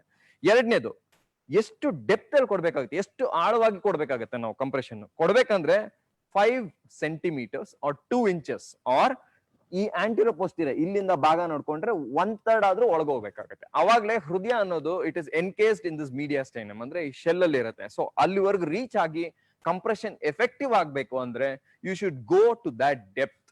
ಅಂದ್ರೆ 5 ಸೆಂಟಿಮೀಟರ್ ಆದ್ರೂ ಒಳಗೋಗ್ಬೇಕು. ನೋಡಿ ಹಿಂಗ್ ಕೊಡ್ಬೇಕಂದ್ರೆ ಕೆಳಗೆ 5 ಸೆಂಟಿಮೀಟರ್ ಆದ್ರೂ ಒಳಗೋಗ್ಬೇಕು. ಸೊ 5 ಸೆಂಟಿಮೀಟರ್ ಒಳಗೋದ್ರೆ that is an adequate depth of the chest compression. ಮೂರನೇದು, ಫುಲ್ ರೀಕಾಯಿಲ್. ಅಂದ್ರೆ ಏನು, ಇವಾಗ ಕಂಪ್ರೆಷನ್ ಕೊಡ್ಬೇಕಂದ್ರೆ ನಾನು ರಕ್ತ ಹೃದಯದಿಂದ ಬೇರೆ ಅಂಗಾಂಗಗಳಿಗೆ ಕಳಿಸ್ಬೋದು. ಮತ್ತೆ ರಕ್ತ ತುಂಬಬೇಕು ಅಂದ್ರೆ ಅದಕ್ಕೆ ರೀಕಾಯಿಲ್ ಆಗ್ಬೇಕು, ಅಂದ್ರೆ ಮತ್ತೆ ಹೃದಯನ ಬಿಡ್ಬೇಕು. ಸೊ ಅದಕ್ಕೆ ಕೊಡೋದು ಎಷ್ಟು ಇಂಪಾರ್ಟೆಂಟ್, ರೀಕಾಯಿಲ್ ಅಂದ್ರೆ ಅದು ಹಾರ್ಟ್ ನ ಮತ್ತೆ ವಾಪಸ್ ಬಿಡೋದು ಅಷ್ಟೇ ಇಂಪಾರ್ಟೆಂಟ್. ಸೊ ಕೊಡ್ಬೇಕಂದ್ರೆ ಅಲ್ಲೇ ಇರ್ಬೇಕು ಕೈ, ಬಟ್ ವಾಪಸ್ ಬರ್ಬೇಕು, ಚೆಸ್ಟ್ ನ ವಾಪಸ್ ಬಿಡ್ಬೇಕು, ಮತ್ತೆ ಕೊಡ್ಬೇಕು ವಾಪಸ್, ಕೊಡ್ಬೇಕು ವಾಪಸ್. ಸೊ ಈ ತರ. So adequate chest recoil for the blood to fill back into the heart for the next ejection is as important as compression. So ಇದನ್ನ ಮಾತ್ರ ನಾವು ಜ್ಞಾಪಕದಲ್ಲಿ ಇಟ್ಕೋಬೇಕು. ನಾಲ್ಕನೇದೇನಂದ್ರೆ ಇಂಟರಪ್ಷನ್ಸ್. ಅಂದ್ರೆ ಇದು ಕೊಡ್ತಾ ಇರ್ಬೇಕಂದ್ರೆ ಬೇರೆ ಎಂತ ಕೆಲಸವನ್ನು ಮಾಡಬಾರ್ದು.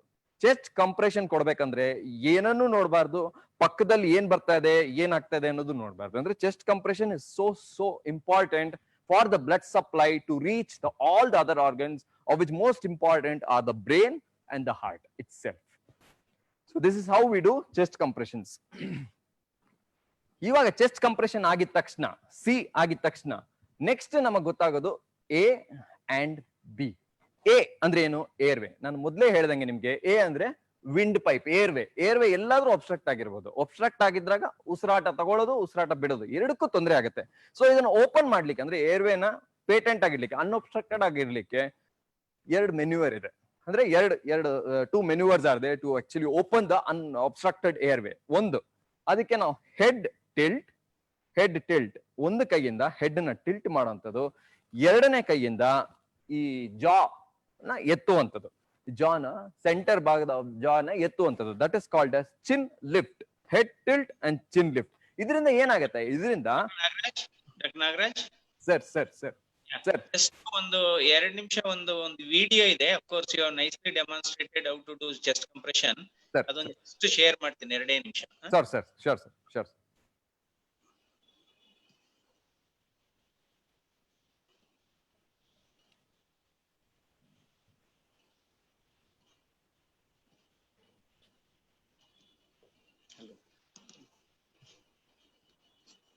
Breathing adequately, give 2 breaths with a barrier device.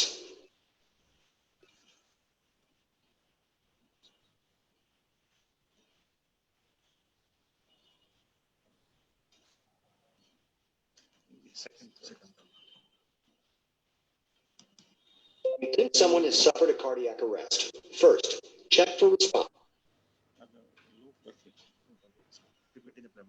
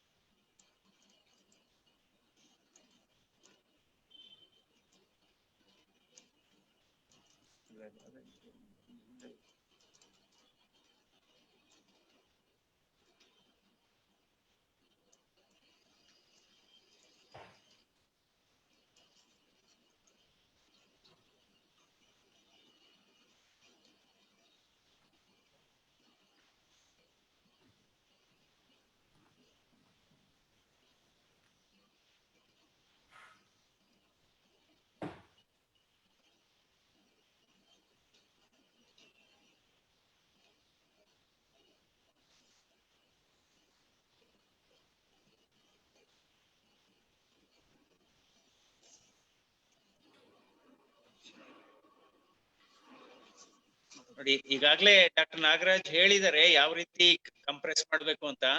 ಅವ್ರು ನಿಮ್ ಫ್ರೆಂಡೇ ಆಗಿರ್ಬೋದು ಅಥವಾ ನಿಮ್ ಮನೆಯವರೇ ಆಗಿರ್ಬೋದು, ಸ್ವಲ್ಪ ಜಾಸ್ತಿ ಕಂಪ್ರೆಸ್ ಮಾಡ್ಬೇಕಾಗತ್ತೆ. ಯಾಕೆಂದ್ರೆ ಅದು ಎಫೆಕ್ಟಿವ್ ಆಗಿ ಹೃದಯದಿಂದ ರಕ್ತ ಎಲ್ಲಾ ಆರ್ಗನ್ಸ್ಗೆ, ಪರ್ಟಿಕ್ಯುಲರ್ಲಿ ಬ್ರೈನು ಇದಕ್ಕೆಲ್ಲ ಹೋಗ್ಬೇಕು ಅಂದ್ರೆ ತುಂಬಾ ಎಫೆಕ್ಟಿವ್ ಆಗಿ ಈಗಾಗಲೇ ಹೇಳಿದ್ದಾರೆ. ನಮ್ ಚೆಸ್ಟ್ ವಾಲು 2 ಇಂಚಸ್ ಡಿಪ್ರೆಸ್ ಆಗ್ಬೇಕು. ಆಮೇಲೆ ಆವಾಗ್ಲೇ ಅದು ಹಾರ್ಟ್ದು ಎಫೆಕ್ಟಿವ್ ಆಗಿ ಸರ್ಕ್ಯುಲೇಷನ್ ರೀಚ್ ಆಗೋದು ಬ್ರೈನ್ಗೆ ಅಥವಾ different part of the body.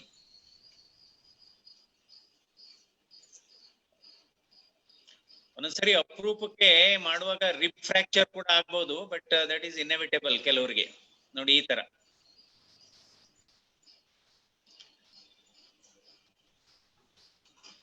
Nagaraj, ಇದು ನನ್ನ ಹತ್ರ ಇತ್ತು, ಸುಮ್ನೆ ಒಂದ್ಸರಿ ತೋರಿಸ್. Sure sir, sure sir. Thank you sir. Thank you.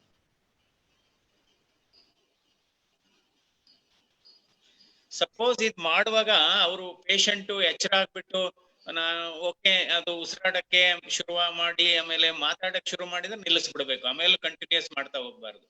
ಇದು ಮಾಡಕ್ ಶುರುವಾಗಿ ಅವ್ನು ಇಲ್ಲ ನಾನ್ ಚೆನ್ನಾಗಿದ್ದೀನಿ, ನಾನು ಏನು ಮಾಡ್ಬೇಡಿ ಅಂದ್ರೆ ಈಸ್ ಆಲ್ ರೈಟ್ ಅಂತ ಅವನು ಸೊ ಅದು ಲಿಮಿಟ್ ಗೊತ್ತಿರ್ಬೇಕು.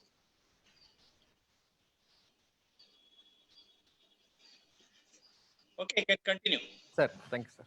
Thank you sir. Thank you sir.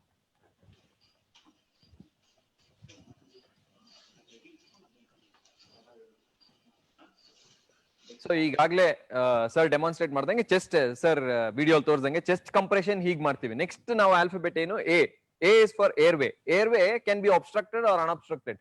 So airway obstruct ಆಗ್ಬೇಕಂದ್ರೆ ನಾಲ್ಗೆನೆ ಸಾಕು. ಏರ್ವೇ ಅಬ್ಸ್ಟ್ರಕ್ಟ್ ಮಾಡ್ಲಿಕ್ಕೆ, ಉಸಿರಾಟ ತಗೊಳ್ಳಿಕ್ಕೆ ಇಲ್ಲ ಉಸಿರಾಟ ಬಿಡ್ಲಿಕ್ಕೆ ನಾಲ್ಗೆನೆ ಸಾಕು. ಸೊ ನಾಲ್ಗೆನ ಮೇಲೆ ತರುವಂತದ್ದು, ಅದಕ್ಕೆ head tilt and chin lift ಮಾಡುವಂತದ್ದು. Head tilt and chin lift ಮಾಡಿದ್ರು ಈ ನಾಲ್ಗೆ ಅನ್ನೋದು ಮುಂದೆ ಬರುತ್ತೆ. ಏರ್ವೇನ ಪೇಟೆಂಟ್ ಆಗಿರುತ್ತೆ, ಅಂದ್ರೆ ಅನ್ಅಬ್ಸ್ಟ್ರಕ್ಟೆಡ್ ಆಗಿರುತ್ತೆ. ಅವಾಗ ನೋಡ್ಬೇಕಂದ್ರೆ ಎದೆನ್ ನೋಡ್ಬೇಕು. ಎದೆನ್ ನೋಡಿದಾಗ ಎದೆ ಮೇಲೆ ರೈಸ್ ಆಗ್ತಾ ಇದೆಯಾ ಇಲ್ವಾ? ರೈಸ್ ಆಗ್ತಾ ಇದ್ರೆ ನಾರ್ಮಲ್ ಬ್ರೀದಿಂಗ್, ರೈಸ್ ಆಗ್ತಾ ಇಲ್ಲ ಅಂದ್ರೆ not normal breathing. Normal breathing ಇಲ್ಲ ಅಂದ್ರೆ B, C A B. Normal breathing ಇಲ್ಲ ಅಂದ್ರೆ ಬಿ ಅಂದ್ರೆ ರೆಸ್ಕ್ಯೂ ಬ್ರೆತ್ಸ್ ಕೊಡುವಂತದ್ದು. ರೆಸ್ಕ್ಯೂ ಬ್ರೆತ್ಸ್ ಕೊಡ್ಬೇಕು ಅಂದ್ರೆ ಯೂಶಲಿ ಎಮರ್ಜೆನ್ಸಿ ಪರ್ಪಸಸ್ ಅಲ್ಲಿ ಒಂದು ಪಾಕೆಟ್ ಮಾಸ್ಕ್ ಅಂತ ಇರುತ್ತೆ. ಪಾಕೆಟ್ ಮಾಸ್ಕ್ ಅಂದ್ರೆ mouth to mouth respiration is ಮೊದಲು ಕೊಡ್ತಾ ಇದ್ವಿ. ಆ ಮೌತ್ ಟು ಮೌತ್ ರೆಸ್ಪಿರೇಷನ್ ಇವಾಗ ಜಾಸ್ತಿ ಕೊಡ್ಲಿಕ್ಕಿಲ್ಲ. ಸೊ ಇವಾಗ ಮಾಸ್ಕ್ ಬರುತ್ತೆ. This is a disposable pocket mask. So you can have this mask in a first aid kit. And ಈ ಡಿಸ್ಪೋಸಬಲ್ ಪಾಕೆಟ್ ಮಾಸ್ಕ್ ಗೆ ಒನ್ ವೇ ವ್ಯಾಲ್ವ್ ಅನ್ನೋದು ಇರುತ್ತೆ. ಈ ಒನ್ ವೇ ವ್ಯಾಲ್ವ್ ಏನ್ ಮಾಡುತ್ತೆ, ನಾವು ಕೊಡುವಂತದ್ದು ಮಾತ್ರ ಪೇಷಂಟ್ ಹೋಗುತ್ತೆ. ಪೇಷಂಟ್ ಇಂದ ಪ್ಯಾಸಿವ್ ಆಗಿ ರೀಕಾಯಿಲ್ ಆಗುವಂತದ್ದು ಒನ್ ವೇ ವ್ಯಾಲ್ವ್ ಇಂದ ಆಚೆ ಹೋಗುತ್ತೆ ಎನ್ವಿರಾನ್ಮೆಂಟ್ ಗೆ. So this one way valve can be used. Okay, this is a pocket mask which is been demonstrated. ಇದು ಪಾಕೆಟ್ ಮಾಸ್ಕ್ ಹಿಂಗ್ ಓಪನ್ ಆಗುತ್ತೆ, ಆಮೇಲೆ ಒಂದು ಒನ್ ವೇ ವ್ಯಾಲ್ವ್ ಇರುವಂತ ಒಂದು ವ್ಯಾಲ್ವ್ ಇರುತ್ತೆ. ಆ ವ್ಯಾಲ್ವ್ ನ ಅದಕ್ಕೆ ಅಟ್ಯಾಚ್ ಮಾಡಿ ಈ ಶಾರ್ಪ್ ಎಂಡ್, ಈ ಚೂಪಾಗಿರುವಂತ ಶಾರ್ಪ್ ಎಂಡ್ ನ ಮೂಗಿನ ಹತ್ರ ಇಡುವಂತದ್ದು. ಮೂಗಿನ ಹತ್ರ ಇಟ್ಟು ಏರ್ವೇನ ಪೇಟೆಂಟ್ ಇಡ್ಬೇಕು. ಯಾವಾಗ್ಲೂ ಏರ್ವೇನ ಪೇಟೆಂಟ್ ಇಟ್ಟು ಆಮೇಲೆ ಉಸಿರಾಟ ಕೊಡುವಂತದ್ದು. ಎಷ್ಟು ಉಸಿರಾಟ ಕೊಡ್ಬೇಕು? 2 ಉಸಿರಾಟ ಒಂದ್ಸರಿ ಕೊಟ್ಟಿದ ತಕ್ಷಣ ಏನಾಗ್ಬೇಕು? ಚೆಸ್ಟ್ ರೈಸ್ ಆಗ್ಬೇಕು. ಒಂದ್ಸರಿ ಉಸಿರಾಟ ಕೊಟ್ರೆ ಚೆಸ್ಟ್ ರೈಸ್ ಆಗ್ಬೇಕು. ಈ ತರ 2 ಸರಿ ಉಸಿರಾಟ ಕೊಡ್ಬೇಕು ಪೇಷಂಟ್ಗೆ. So this is called as rescue breaths. So chest compressions, opening up of the airway, giving rescue breaths, ಈ 3 ಸಿ ಎ ಬಿ. ಸೊ ಎಷ್ಟು ಕೊಡ್ಬೇಕು, ಎಷ್ಟು ನಿಮಿಷ ಕೊಡ್ಬೇಕು? So 30 compressions and 2 rescue breaths. 30 compressions and 2 rescue breaths. ಇವಾಗ 30 compressions ಕೊಡ್ತೀನಿ, ಆಮೇಲೆ 2 rescue breaths ಕೊಡ್ತೀನಿ. ಈ ರೆಸ್ಕ್ಯೂ ಬ್ರೆತ್ಸ್ ಕೊಡ್ಲಿಕ್ಕೆ ಈ ಅಂಬು ಬ್ಯಾಗ್ ಅನ್ನೋದು ಯೂಸ್ ಮಾಡಬಹುದು. Ambu, artificial manual breathing unit, ಇದನ್ನು ಯೂಸ್ ಮಾಡಬಹುದು. ಇದಿದ್ರೆ ನಿಮ್ಮ ಹತ್ರ ಇದನ್ನು ಯೂಸ್ ಮಾಡಬಹುದು ಬ್ರೆತ್ಸ್ ಕೊಡ್ಲಿಕ್ಕೆ.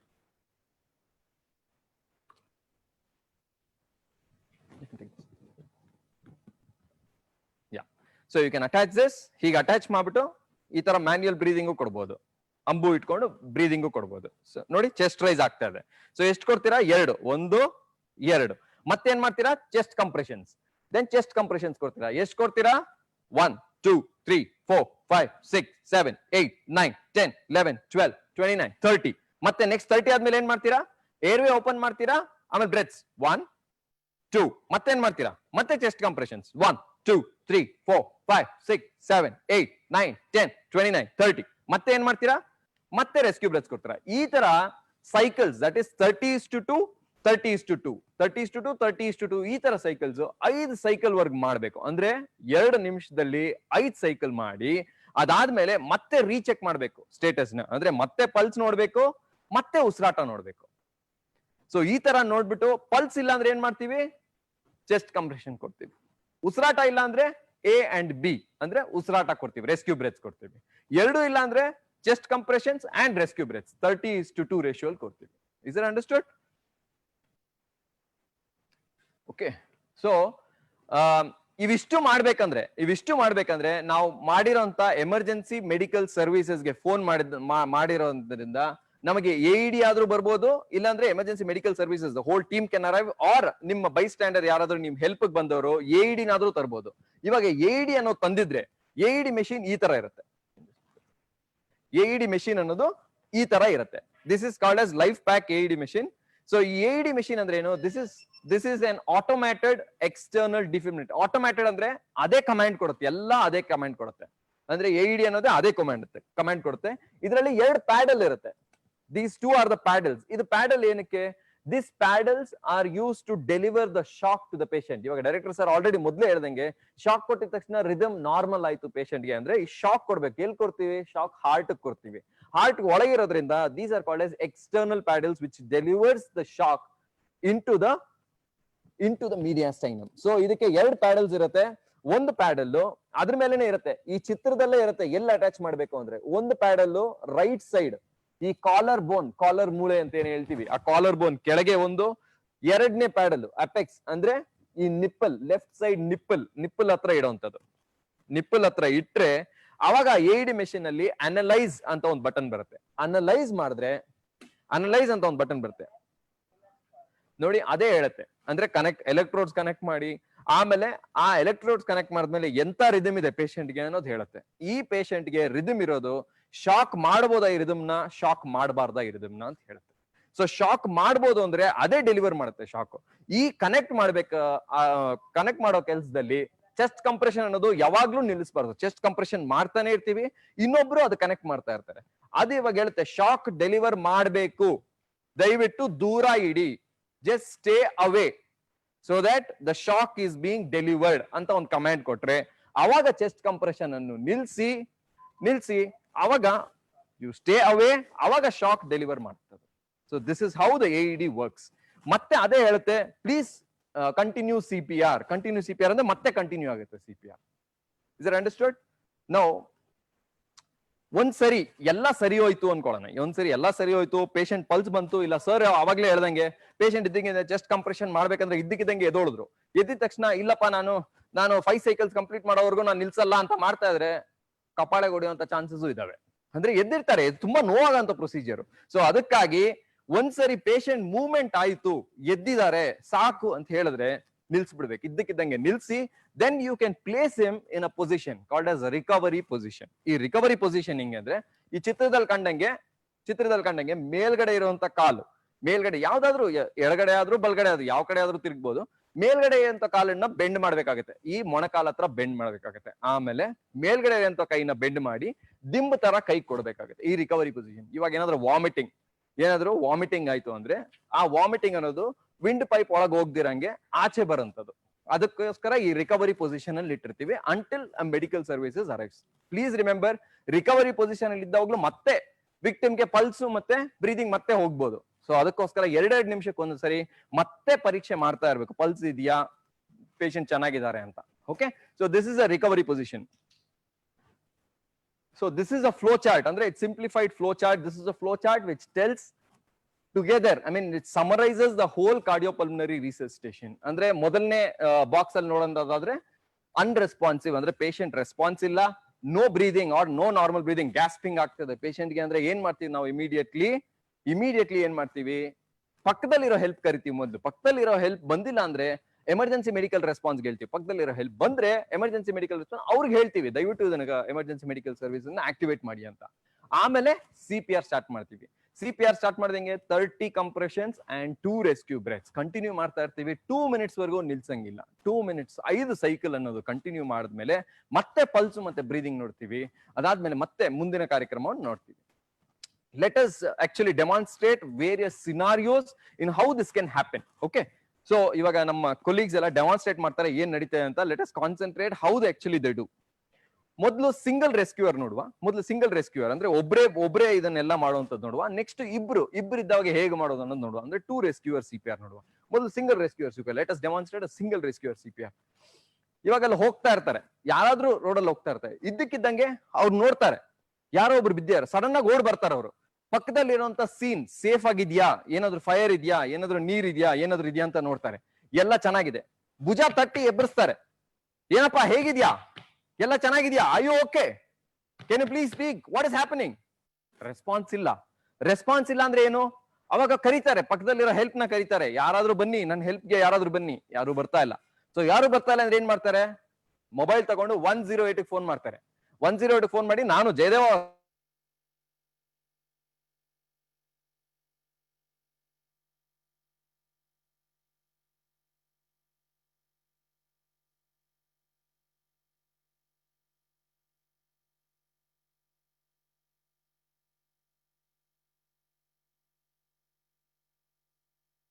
ಇಲ್ವಾ, ಇವಾಗ ಪಲ್ಸ್ ಇದೆ ಬಟ್ ಬ್ರೀದಿಂಗ್ ಇಲ್ಲ. ಸೊ ಏನ್ ಮಾಡ್ತಾರೆ ಅವರು? A and B. ಯಾಕಂದ್ರೆ ಸಿ ಅನ್ನೋದು ಪಲ್ಸ್ ಇದ್ದಾಗ ಮಾಡುವಂತದಲ್ಲ. ಬರೀ ಬ್ರೀದಿಂಗ್ ಇಲ್ಲ ಅಂದ್ರೆ A and B, pulse breathing ಇಲ್ಲ ಅಂದ್ರೆ CAB. ದಯವಿಟ್ಟು ಜ್ಞಾಪಕ ಇಟ್ಕೊಳ್ಳಿ. ಈ ಪೇಷಂಟ್ ಗೆ ಪಲ್ಸ್ ಇದೆ ಇವಾಗ. ಸೊ ನಾನೇನ್ ಮಾಡ್ಬೇಕು? ಬ್ರೀದಿಂಗ್ ನೋಡ್ತೀನಿ. ಬ್ರೀದಿಂಗ್ ಉಸಿರಾಟಕ್ಕೆ ಅಂತ ಮಾಡ್ತಾ ಇದಾರೆ ಇವರು, ಅಂತ ಮಾಡ್ತಾ ಇದಾರೆ. ಸೊ ಏರ್ವೇ ಓಪನ್ ಮಾಡ್ತೀನಿ. Open the airway and then check for the breathing. ಬಾಯಲ್ಲಿ ಏನಾದ್ರು ಇದೆಯಾ ಚೆಕ್ ಮಾಡ್ತೀನಿ. ಫಾರಿನ್ ಮೆಟೀರಿಯಲ್ ಏನಾದ್ರು ಇದೆಯಾ ಚೆಕ್ ಮಾಡ್ತೀನಿ. ಇಲ್ಲ, ಫಾರಿನ್ ಮೆಟೀರಿಯಲ್ ಇಲ್ಲ. ಸೊ ಉಸಿರಾಡ್ತಾ ಇಲ್ಲ. ಸೊ ನಾನೇನ್ ಮಾಡ್ಬೇಕು? ಬಿ ಅಂದ್ರೆ ಉಸಿರಾಟ ಕೊಡ್ಬೇಕು. ಅಂಬು ಬ್ಯಾಗ್ ಇದೆ ನನ್ನ ಹತ್ರ. ಸೊ ನಾನ್ ಮಾಸ್ಕ್ ನ ಹಾಕಿ 2 ಬ್ರೆತ್ ಅಂದ್ರೆ ಅಂಬು ಬ್ಯಾಗ್ ಕೊಡ್ತೀನಿ. ಇವಾಗ ನೀವು ಒಂದು ಯೋಚನೆ ಮಾಡ್ಬೇಕು, ಯಾಕಂದ್ರೆ ಇದ್ರ ಪಲ್ಸ್ ಇದೆ, ಬರೀ ಬ್ರೀದಿಂಗ್ ಮಾತ್ರ. ಸೊ ಎಷ್ಟು ಕೊಡ್ತೀನಿ? 5 ಸೆಕೆಂಡ್ಗೆ 1 ಬ್ರೆತ್ ಕೊಡ್ತೀನಿ. ಇವಾಗ ಲೆಟ್ಸ್ ಗಿವ್ 1 2 3 4 5 ಬ್ರೆತ್. 1 2 3 4 5 ಬ್ರೆತ್. ಇವಾಗ ಕೌಂಟ್ ಮಾಡ್ಬೇಕಂದ್ರೆ ಫಾಸ್ಟ್ ಆಗಿ ಕೌಂಟ್ ಮಾಡ್ಬಿಡ್ತೀವಿ ನಾವು. ಸೊ ಅದಕ್ಕೆ ನಾವೇನ್ ಹೇಳ್ತೀವಿ? 1001 1002 1003 1004 1005. give the breath. 1001 1002 1003 1004 1005. give the breath. So ಈ ತರ 5 ಸೆಕೆಂಡ್ಗೆ 1 ಬ್ರೆತ್ ಅನ್ನ ಕೊಡುವಂಥದ್ದು. ಅಂದ್ರೆ 10 ರಿಂದ 12 ಬ್ರೆತ್ ಕೊಡುವಂಥದ್ದು. ಇದು ಎಷ್ಟು ಕೊಡ್ತೀವಿ? 2 ನಿಮಿಷ ಕಾಲಾವಕಾಶ ಕೊಡ್ತೀವಿ. 2 ನಿಮಿಷ ಆಗಿದ ತಕ್ಷಣ ಮತ್ತೆ ರೀಅಸೆಸ್ ಮಾಡ್ತೀವಿ, ಮತ್ತೆ ಪಲ್ಸ್ ಚೆಕ್ ಮಾಡ್ತೀನಿ. 2 ನಿಮಿಷ ಆಯ್ತು, ಮತ್ತೆ ಪಲ್ಸ್, ಮತ್ತೆ ಬ್ರೀದಿಂಗ್ ನೋಡ್ತೀನಿ. ಇವಾಗ ಏನಾಗುತ್ತೆ? ಪಲ್ಸ್ ಇಲ್ಲ ಅಂದ್ರೆ please come back. CAB. Pulse ಇಲ್ಲ ಅಂದ್ರೆ ಯಾವಾಗ್ಲೂ ಅಷ್ಟೇ chest compression. Let's start. 1 2 3 4 5 6 7 8 9 10 11 12 13 14 15 16 17 18 19 20 21 22 23 24 25 26 27 28 29 30. Next, airway open and then breathing. 1001 1002 chest compressions. 1 2 3 4 5 6 7 8 29 30. airway breathing. 1001 1002 chest rice ಆಗ್ಬೇಕು, most important. Again chest compressions 1 2. ಎಷ್ಟು ಮಾಡ್ತೀವಿ? 5 ಸೈಕಲ್ಸ್. 30:2 30:2 5 ಸೈಕಲ್ಸ್. ಮತ್ತೆ ರೀಅಸೆಸ್ ಮಾಡ್ತೀನಿ ನಾನು. ಈ ಸರಿ ರೀಅಸೆಸ್ ಮಾಡಿದ್ರೆ ಪಲ್ಸ್ ಬರುತ್ತೆ, ಆಮೇಲೆ ಬ್ರೀದಿಂಗು ಬರುತ್ತೆ. So the patient is getting normal. ಇಲ್ಲ, ಪಲ್ಸು ಇಲ್ಲ, ಬ್ರೀದಿಂಗು ಇಲ್ಲ. ಬಟ್ ಆದ್ರೆ ಪಕ್ಕದಲ್ಲಿ AED ಮೆಷಿನ್ ತರ್ತಾರೆ ಇನ್ನೊಬ್ರು. ಸೊ ಏನ್ ಮಾಡ್ತೀನಿ ನಾನು? ಸೊ ಪಲ್ಸ್ ಅಂಡ್ ಬ್ರೀದಿಂಗ್ ಇಲ್ಲ. So we continue chest compressions 1 2 3. ಪಕ್ಕದಲ್ಲಿ ಯಾರಾದ್ರೂ ಬರ್ತಾರೆ AED ತಗೊಂಡು ಬಂದಾಗ they will B connecting the AED. ನಾನು ಮೊದಲೇ ಹೇಳ್ದಂಗೆ AED ಎಲ್ಲಿ ಕನೆಕ್ಟ್ ಮಾಡ್ಬೇಕು, ಹೆಂಗ್ ಕನೆಕ್ಟ್ ಮಾಡ್ಬೇಕು ಅಂತ ಮೊದಲು ತೋರಿಸ್ಕೊಟ್ಟಿದ್ದೀನಿ. ಇವಾಗ AED ಕನೆಕ್ಟ್ ಮಾಡ್ತಾರೆ ಪಕ್ಕದವರು, ಬಟ್ ಚೆಸ್ಟ್ ಕಂಪ್ರೆಷನ್ ಅನ್ನೋದು ನಿಲ್ಲಿಸ್ತಾ ಇಲ್ಲ ಈ ರಿಸಸ್ಟೇಟರ್. ಅಂದ್ರೆ 1 2 3 4 5 6 7 8 29 30. give the breaths. So breaths ಕೊಡ್ತಾರೆ. the CPR is not going to stop. 1 2 chest compressions 1 2 3 4 5 6 7 8 9 10 29 30. Analyse. So shockable rhythm, shock deliver ಆಗ್ತಾ ಇದೆ, ದಯವಿಟ್ಟು ದೂರ ಇಡಿ. ಸೊ ದೂರ, ಕೈ 2 ದೂರ ಇಟ್ಟು shock delivered. Continue CPR 1 2 3 4 5 6 7 8 9 10 29 30. 2 breaths. ಇವಾಗ ಪಕ್ಕದಲ್ಲಿದ್ದಾರೆ, ಸೊ ಅವ್ರು ಕೊಡ್ತಾರೆ 1 2 continue 1 2 3 4 5 6 7 8 29 30. Continue 1 2 yes 1 2 3 4 5 6 29 30. Continue 1 2. Very important. This 5 cycles ಆದ್ಮೇಲೆ ಮತ್ತೆ ಪಲ್ಸ್ ನೋಡ್ತೀವಿ, ಮತ್ತೆ ಬ್ರೀದಿಂಗ್ ನೋಡ್ತೀವಿ. ಪಲ್ಸ್ ಇಲ್ಲ, ಚೆಸ್ಟ್ ಕಂಪ್ರೆಷನ್ ಕಂಟಿನ್ಯೂ ಆಗುತ್ತೆ. ಪಲ್ಸ್ ಇದೆ, ಬ್ರೀದಿಂಗ್ ಇಲ್ಲ, ಬರೀ ಬ್ರೀದಿಂಗ್ ಮಾತ್ರ ಮಾಡ್ತೀವಿ. Let's have only breathing. ಎಷ್ಟು? ಒಂದು ಬ್ರೀದಿಂಗ್ ಕೊಡ್ತೀವಿ. ಒಂದು ಗಿವ್ 1001, 1002, 1003, 1004, 1005. ಗಿವ್ 1001, 1002, 1003, 1004, 1005. ಗಿವ್. ಇದು ಮತ್ತೆ 2 ನಿಮಿಷ ಮಾಡ್ತೀವಿ. ಮತ್ತೆ 2 ನಿಮಿಷ ಮಾಡಿ, ಈ ಸಾರಿ ಪಲ್ಸು ಇರುತ್ತೆ, ಬ್ರೀದಿಂಗು ಇರುತ್ತೆ. ನೆಕ್ಸ್ಟ್ ಏನ್ ಮಾಡ್ತೀವಿ? Always put him into recovery position. Okay, this is the in just how we actually demonstrate a cardiopulmonary resuscitation. So ivaga a small bit, actually April 2020 andre ivaga hosa guidelines bandide. Usually 2020 every 5 years ge CPR guidelines update agutte, ಅಂದ್ರೆ advance ಆಗ್ತಾ ಹೋಗುತ್ತೆ. ಅಂದ್ರೆ ಏನು ನಾವು ತಪ್ಪು ಮಾಡಿದೀವ, ಇಲ್ಲ ಏನ್ better ಮಾಡಬಹುದು CPR ಅಲ್ಲಿ ಅಂತ ಬರುತ್ತೆ. ಈ ಸರಿ ಕೋವಿಡ್ ಇರೋದ್ರಿಂದ ಕೋವಿಡ್ ಗೈಡ್ ಲೈನ್ಸ್ ಅಂತ ಹೊಸದ್ ರಿಲೀಸ್ ಮಾಡಿದ್ವಿ April 2020. ಇದ್ರಲ್ಲಿ ಏನಾಗುತ್ತೆ ಅಂದ್ರೆ ಕೋವಿಡ್ ಗೈಡ್ ಲೈನ್ಸ್ ಅಲ್ಲಿ, ಸೊ ಇದ್ರಲ್ಲಿ ಲೇ ರೆಸ್ಕ್ಯೂವರ್ ಯಾವಾಗ್ಲೂ ಅಷ್ಟೇ. ಇವಾಗ ನಾನ್ ಮಾಸ್ಕ್ ತೆಗೆದಿದ್ದೀನಿ, I am sorry for that, but the thing is that you should always wear a mask irrespective whatever is it. Let's take home a message that a mask should always be worn irrespective, okay, unless and until it is at your home or some conferences where your voice is not clear, please wear your mask. Okay, so ivaga victim idare. So ivaga covid times alli victim itara idre ನಾನು ಅದನ್ನ resuscitate ಮಾಡಬೇಕಾ ಇಲ್ವಾ ಅನ್ನೋ ಪ್ರಶ್ನೆ ನಿಮ್ಮಲ್ಲಿ ಇರಬಹುದು. So ಏನ್ ಮಾಡ್ತೀನಿ? So you see suddenly there is a victim lying down, collapse. So always he is wearing a mask who is actually a resuscitator, most important. Second, ಏನ್ ಮಾಡ್ತೀವಿ? ನಾನು ಒಂದು ಮಾಸ್ಕ್ ಇಟ್ಕೊಂಡಿದ್ರೆ ನಾನು ಮೊದಲು ಪೇಷಂಟ್ ಗೆ ಮಾಸ್ಕ್ ಹಾಕ್ತೀನಿ. ಅಥವಾ ನಾನ್ ಮಾಸ್ಕ್ ಕ್ಯಾರಿ ಮಾಡ್ತಾ ಇಲ್ಲ ಅಂದ್ರೆ ನನ್ನ ಹತ್ರ ಎಕ್ಸ್ಟ್ರಾ ಮಾಸ್ಕ್ ಇಲ್ಲ ನನ್ನ ಹತ್ರ ಅಂದ್ರೆ ಏನ್ ಮಾಡ್ತೀನಿ? ಪಕ್ಕದಲ್ಲಿರೋ ಟವಲ್ ಇಲ್ಲ ಯಾವ್ದಾದ್ರು ಒಂದು ಬಟ್ಟೆನ ಫೇಸ್ ನ ಕವರ್ ಮಾಡ್ತೀನಿ. So aerosols are not generating from the victim. So next ಏನ್ ಮಾಡ್ತೀನಿ? ನೆಕ್ಸ್ಟ್ ನಾನ್ ಗ್ಲೌ ಹಾಕೊಂತೀನಿ. ನಾನ್ ವೆರಿ ಇಂಪಾರ್ಟೆಂಟ್, ನಾನ್ ಗ್ಲೌ ಹಾಕೊಂತೀನಿ. ನಾನ್ ಗ್ಲೌ ಹಾಕೊಂಡು COCPR ಅಂದ್ರೆ ಕಂಪ್ರೆಷನ್ ಓನ್ಲಿ CPR ಅಂದ್ರೆ ಬರೀ ಕಂಪ್ರೆಷನ್ ಮಾಡೋಂಥದ್ದು, ಬ್ರೆತ್ಸ್ ಮಾಡ್ದಿರೋ ಅಂತದ್ದು. So compression only CPR, it totally remains the same. Idralli breaths illa, so adike it is 120 per minute, andre 240 2 ನಿಮಿಷಕ್ಕೆ 240 you have to deliver the breaths, or you continuously keep on delivering the breath. Idu covid times alli. Ade nan covid times alli nan solpa advanced agi ನನ್ನ ಹತ್ರ Ambu bag ಇದೆ. So covid times alli Ambu bag ಇದ್ರೆ, so ಈ ಅಂಬು bag ಗೆ ಒಂದು filter ಬರುತ್ತೆ, HMEV ಅಂತ ಕರಿತೀವಿ. ಅಂದ್ರೆ heat moisture exchanger V ಅಂದ್ರೆ viral filter. ಅಂದ್ರೆ this actually ಈ filter ಈ ತರ ಇರುತ್ತೆ. So this is the filter, this called as HMV filter, which actually screens or blocks most of the viral particles. Say 99% of the viral particles it blocks. Connect to the ambu bag, or you can connect to the pocket mask or any of the one which is available, and then you can start giving the breaths, provided you have 2 rescuers. ಯಾಕಂದ್ರೆ tight seal ಇರಬೇಕು patient ಮುಖಕ್ಕೂ ಹಾಗೂ ಮಾಸ್ಕ್ಗೂ. Second ರೆಸ್ಕ್ಯೂವರ್ ಇದ್ರೆ ಮಾತ್ರ ಈ ಕ್ರಮ ಮಾಡುವಂಥದ್ದು. Second ರೆಸ್ಕ್ಯೂವರ್ ಇದ್ರೆ tight seal, ಆಮೇಲೆ ಟೈಟ್ ಸೀಲ್ ನ ಪೇಷಂಟ್ ಮುಖದಿಂದ ತೆಗೀಲಿಕ್ಕೆ ಇಲ್ಲ.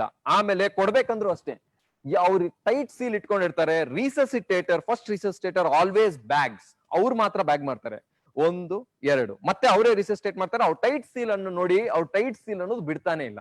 ಇವ್ರು 30 ಮಾಡ್ತಾರೆ, 2 breaths, 1 2, ಮತ್ತೆ 30 ಮಾಡ್ತಾರೆ, 29 30, ಮತ್ತೆ 2 breaths. ಅವ್ರು ಮಾತ್ರ ಈ ಟೈಟ್ ಸೀಲ್ ಅನ್ನು ಬಿಡಬಾರದು. ಬಿಟ್ರೆ the aerosol generation will be higher. So this is in covid times, this is what can be done. Obre iddaga just cover the face with the towel, and then you can do COCPR only. Always most important ಏನಂದ್ರೆ ಇದ್ರಲ್ಲಿ ನಿಮ್ಮಲ್ಲಿ PPE kit ಇದ್ರೆ PPE kit ಹಾಕೊಂಡು ಆಮೇಲೆ ಈ CPR deliver ಮಾಡುವಂಥದ್ದು. ಅಂದ್ರೆ hospital setting ಇಲ್ಲ, ಏನಾದ್ರು ಬೇರೆ ಸೆಟ್ಟಿಂಗ್ ಅಲ್ಲಿ ಇದ್ರೆ ವೆರಿ ಇಂಪಾರ್ಟೆಂಟ್ ಇಸ್, ನೀವು CPR ಕೊಟ್ಟಿರ್ತೀರಾ, CPR ಕೊಟ್ಮೇಲೆ always remember that you should always check yourself. ಅಂದ್ರೆ ನೀವು ಸಿಂಪ್ಟಮ್ಸ್ ಏನಾದ್ರು ಬರ್ತಾ ಇದೆಯಾ, ಕೈನ ವಾಶ್ ಮಾಡ್ಕೊಳ್ಳೋಂಥದ್ದು, ಮನೆಗೆ ಹೋಗಿ ಸ್ನಾನ ಮಾಡ್ಕೊಳ್ಳೋಂಥದ್ದು, ಆಮೇಲೆ ನೀವು ದೂರ ಇರೋಂಥದ್ದು. ಆಮೇಲೆ you should sanitise yourself, and you should watch on yourself whether you have any symptoms, and get tested if at all you have symptoms. Most important. Okay, this is about small briefly about COVID CPR. So if you have understood about an adult CPR, a 2 slide about a pediatric CPR, ಅಂದ್ರೆ ಮಗುಗೆ ಹೆಂಗ್ CPR ಕೊಡೋದು ಅಂತ ಎರಡು slide ಅಲ್ಲಿ ನಾನು ಹೇಳಬಲ್ಲೆ. So ಮಗುಗೆ ಹೆಂಗ್ CPR ಕೊಡೋದು ಅಂದ್ರೆ ನಾರ್ಮಲಿ ಹಿಂಗೆ ಕೊಡ್ತೀವಿ, ಬಟ್ ಯೂಶಲಿ ಏನಾಗ್ತದೆ, ಇದೇ ಮಗು ಅಂತ ತಿಳ್ಕೊಂಡ್ರೆ ಯೂಶಲಿ ಮಗು ಅಂತ ಹೇಳಿದ್ಮೇಲೆ 2 ಕೈ ಇಟ್ಟು ನಾವು CPR ಕೊಟ್ರೆ ತುಂಬಾ ಕಷ್ಟ ಆಗತ್ತೆ. ಸೊ ಮಗುದು ಹೇಗಿದೆ ಅಂದ್ರೆ ಅವ್ರ ಬಿಲ್ಟ್ ಹೇಗಿದೆ ಅನ್ನೋದು ನೋಡ್ಕೊಂಡು you can give CPR either through a single hand, you can give a single hand CPR, or you can give two 2 finger CPR, 2 finger ಇಟ್ಕೊಂಡು CPR ಕೊಡ್ಬೋದು. ಇಲ್ಲ ಇಬ್ಬರು ರಿಸಸ್ಟೇಟರ್ ಇಬ್ಬರಿದ್ರೆ ಎನ್ಸರ್ಕ್ಲಿಂಗ್ ಟೆಕ್ನಿಕ್, ಮಗುನ 2 ಬೆರಳಿಂದ ಇಟ್ಕೊಂಡು ಆ ಮಧ್ಯ ಭಾಗದಲ್ಲಿ ಮೂಳೆನ ಕಂಪ್ರೆಸ್ ಮಾಡುವಂಥದ್ದು, ಥಮ್ಸ್ ಅಲ್ಲಿ 2 ಹೆಬ್ಬಟ್ಟಿನಲ್ಲಿ ಕಂಪ್ರೆಸ್ ಮಾಡುವಂಥದ್ದು. ಸೊ ಈ ತರನು ಕೊಡ್ಬೋದು. ಸೊ ಈ ತರ 3 ತರಹದಲ್ಲಿ ಮಗು ಬಿಲ್ಟ್ ನೋಡ್ಕೊಂಡು ಈ 3 ತರದಲ್ಲಿ ಯಾವ ತರ ಆದ್ರೂ ಒಂಥರ ಕೊಡ್ಬೋದು. ಸೊ ಇವಾಗ್ಲೂ ಅಷ್ಟೇ ಮಗು 1 ವರ್ಷಕ್ಕಿಂತ ಕೆಳಗಿದ್ರೆ ಯೂಶಲಿ 4 ಸೆಂಟಿಮೀಟರ್ಸ್ ಡೆಪ್ತ್ ವರ್ಗ್ ಹೋಗ್ಬೋದು. 1 ಇಯರ್ ಗಿಂತ ದೊಡ್ಡದಾಗಿದ್ದು ಮಗು ಸ್ವಲ್ಪ ಬಿಲ್ಟ್ ಇದ್ರೆ ಅವಾಗ ಸ್ಟಿಲ್ ಅಡಲ್ಟ್ ಡೆಪ್ತ್ ಎಷ್ಟಿದೆಯೋ 5 ಅಂದ್ರೆ 5 ಸೆಂಟಿಮೀಟರ್ಸ್ ಅಷ್ಟು ಡೆಪ್ತ್ ಕೊಡಬಹುದು. So compression rate will not change for an infant or a child. It still remains 30 compressions and 2 breaths for a single rescuer, but it changes for 2 rescuers. It becomes 15:2 ಅಂದ್ರೆ 15 compressions. Let's do 15 compressions. ಅಂದ್ರೆ ಇಬ್ಬರು rescuer ಇರ್ತಾರೆ, ಇವ್ರ ಮಗು ಅಂತ ತಿಳ್ಕೊಳ್ಳೋಣ. So ಇಬ್ಬರು rescuer ಇದ್ರೆ ಎನ್ಸರ್ಕ್ಲಿಂಗ್ ಟೆಕ್ನಿಕ್ 1 2 3 4 5 6 7 8 9 10 11 12 13 14 15 1 2 1 2 3 4 5 6 7 8 15 1 2. ಸೊ ಈ ತರ 15:2 ಅನ್ನೋ ಸೈಕಲ್ಸ್ ನ 10 ಮಾಡ್ಬೇಕು. ಯಾಕಂದ್ರೆ 30:2 ನಾವು ಮಾಡಿದ್ದು 5, 15:2 ಮಾಡ್ಬೇಕಂದ್ರೆ 10 ಸೈಕಲ್ಸ್ ಮಾಡಿ ಅದಾದ್ಮೇಲೆ ನಾವು ಮತ್ತೆ ಪಲ್ಸು ಮತ್ತೆ ಬ್ರೀದಿಂಗ್ ಚೆಕ್ ಮಾಡ್ಬೇಕು. ಮಕ್ಕಳಲ್ಲಿ ಇನ್ನೊಂದು ಡಿಫರೆನ್ಸ್ ಏನಂದ್ರೆ ವಿಟ್ನೆಸ್ಡ್ ಕೊಲ್ಯಾಪ್ಸ್ ಅಂಡ್ ನೋಡಿ, ವಿಟ್ನೆಸ್ಡ್ ಕೊಲ್ಯಾಪ್ಸ್ ಅಂಡ್ ಅನ್ವಿಟ್ನೆಸ್ಡ್ ಕೊಲ್ಯಾಪ್ಸ್. ಇದು ಏನಿದ್ರ ಅರ್ಥ? ವಿಟ್ನೆಸ್ಡ್ ಕೊಲ್ಯಾಪ್ಸ್ ಅಂದ್ರೆ ಏನು? ವಿಟ್ನೆಸ್ಡ್ ಕೊಲ್ಯಾಪ್ಸ್ ಅಂದ್ರೆ ನಾನ್ ಮಗು ಕೊಲ್ಯಾಪ್ಸ್ ಆಗೋದನ್ನ ನಾನು ಕಣ್ಣಾರೆ ನಾನೇ ಸ್ವತಃ ನೋಡಿದೀನಿ, ಅದನ್ನ ವಿಟ್ನೆಸ್ ಕೊಲ್ಯಾಪ್ಸ್ ಅಂತ ಹೇಳ್ತೀವಿ. ವಿಟ್ನೆಸ್ ಕೊಲ್ಯಾಪ್ಸ್ ಇದ್ರೆ ಅಡಲ್ಟ್ ತರನೇ ನಾವು ಮೊದಲು ಮಗುನ ಅನ್ಕಾನ್ಶಿಯಸ್ ಆಗಿರೋದು ನೋಡಿ ಎಮರ್ಜೆನ್ಸಿ ಮೆಡಿಕಲ್ ಸರ್ವಿಸಸ್ ಆಕ್ಟಿವೇಟ್ ಮಾಡಿ ಆಮೇಲೆ CPR ಕೊಡುವಂಥದ್ದು. ಅನ್ವಿಟ್ನೆಸ್ಡ್ ಕೊಲ್ಯಾಪ್ಸ್ ಇದ್ರೆ please remember to give the CPR for 2 minutes before calling the emergency medical services, because the time what you lose by calling the emergency medical services also is a problem, or it plays a major role in the morbidity and mortality of a child. So ಅದಕ್ಕೆ ನಾವು ಮೊದಲು CPR 2 ನಿಮಿಷ ಕೊಟ್ಟು ಅದಾದ್ಮೇಲೆ 108 ಗೆ ಕಾಲ್ ಮಾಡುವಂಥದ್ದು. So these are the 2 major differences what we see in a child or an infant. So ಇವಾಗ ಒಂದು ಕ್ವೆಶ್ಚನ್, $1 million ಕ್ವೆಶ್ಚನ್ ಏನಂದ್ರೆ, ನಾನ್ ಮಾಡ್ತಾ ಇರ್ತೀನಿ CPR ಮಾಡ್ತಾ ಇರ್ತೀನಿ, ಇವಾಗ ಇರುವಂತ ಟ್ರಾಫಿಕ್ ಪರಿಸ್ಥಿತಿ, ಇವಾಗ ಇರುವಂತದ್ದು ನಾನು ಎಮರ್ಜೆನ್ಸಿ ಮೆಡಿಕಲ್ ಸರ್ವಿಸಸ್ ಕಾಲ್ ಮಾಡಿದ್ರೆ ಎಷ್ಟೊತ್ತಿಗೆ ಬರುತ್ತೆ ಅನ್ನೋ ಒಂದು ಭಯ ಇರುತ್ತೆ ನನ್ನಲ್ಲಿ ಆಸ್ ಎ ರಿಸಸಿಟೇಟರ್. ಸೊ ನಾನು ಯಾವಾಗ ನಿಲ್ಲಿಸ್ಬೇಕು CPR ನ ಅಂತ ಹೇಳೋದಕ್ಕೆ ಒಂದು ಕಾಂಕ್ರೀಟ್ ಆಗಿ ನನ್ನ ಕೈಯಲ್ಲಿ ಆನ್ಸರ್ ಕೊಡ್ಲಿಕ್ಕೆ ಆಗಲ್ಲ. ಯಾವಾಗ ನಿಲ್ಲಿಸ್ಬೇಕು ಅನ್ನೋದು ನಿಮ್ ಮೇಲೆ ಬಿಟ್ಟಿರೋಂಥದ್ದು. ಅಂದ್ರೆ as a resuscitator I will decide when I should stop, because I have come here to save a life. Am I going to continue this till the emergency medical services arrive? Yes, I will continue, provided I am in a good state. ಅಂದ್ರೆ ನಾನು ಚೆನ್ನಾಗಿರೋವರೆಗೂ, ಅಂದ್ರೆ ನಾನು help ಕೊಡೋಷ್ಟುವರೆಗೂ ನನ್ನ ಕೈಯಲ್ಲಿ ಎಷ್ಟಾಗುತ್ತೋ ಅಷ್ಟು ಕೊಡಬಹುದು. ಅಂದ್ರೆ ನಾನು I can still continue unless and until I am too exhausted. ಅಂದ್ರೆ ನಾನು ತುಂಬಾ ಎಕ್ಸಾಸ್ಟ್ ಆಗೋಗಿದ್ದೀನಿ ಅಂದ್ರೆ it's always better to stop the CPR and still wait for the emergency medical service. Otherwise, you can still continue. If you are happy to continue, you can still continue. Or if your help arrives, then you can always interchange between the chest compressions and the rescue breaths. Always interchange. Always interchanging also after 5 cycles or 2 minutes. You can interchange the rescuers. Andre breaths ಒಬ್ಬರು ಕೊಡಬಹುದು, ಅಂದ್ರೆ rest ತಗೋಬಹುದು 2 ನಿಮಿಷ, ಮತ್ತೆ ಇನ್ನೊಬ್ರು compressions ಕೊಡಬಹುದು. ಈ ತರ then you can tend to give for more number of time.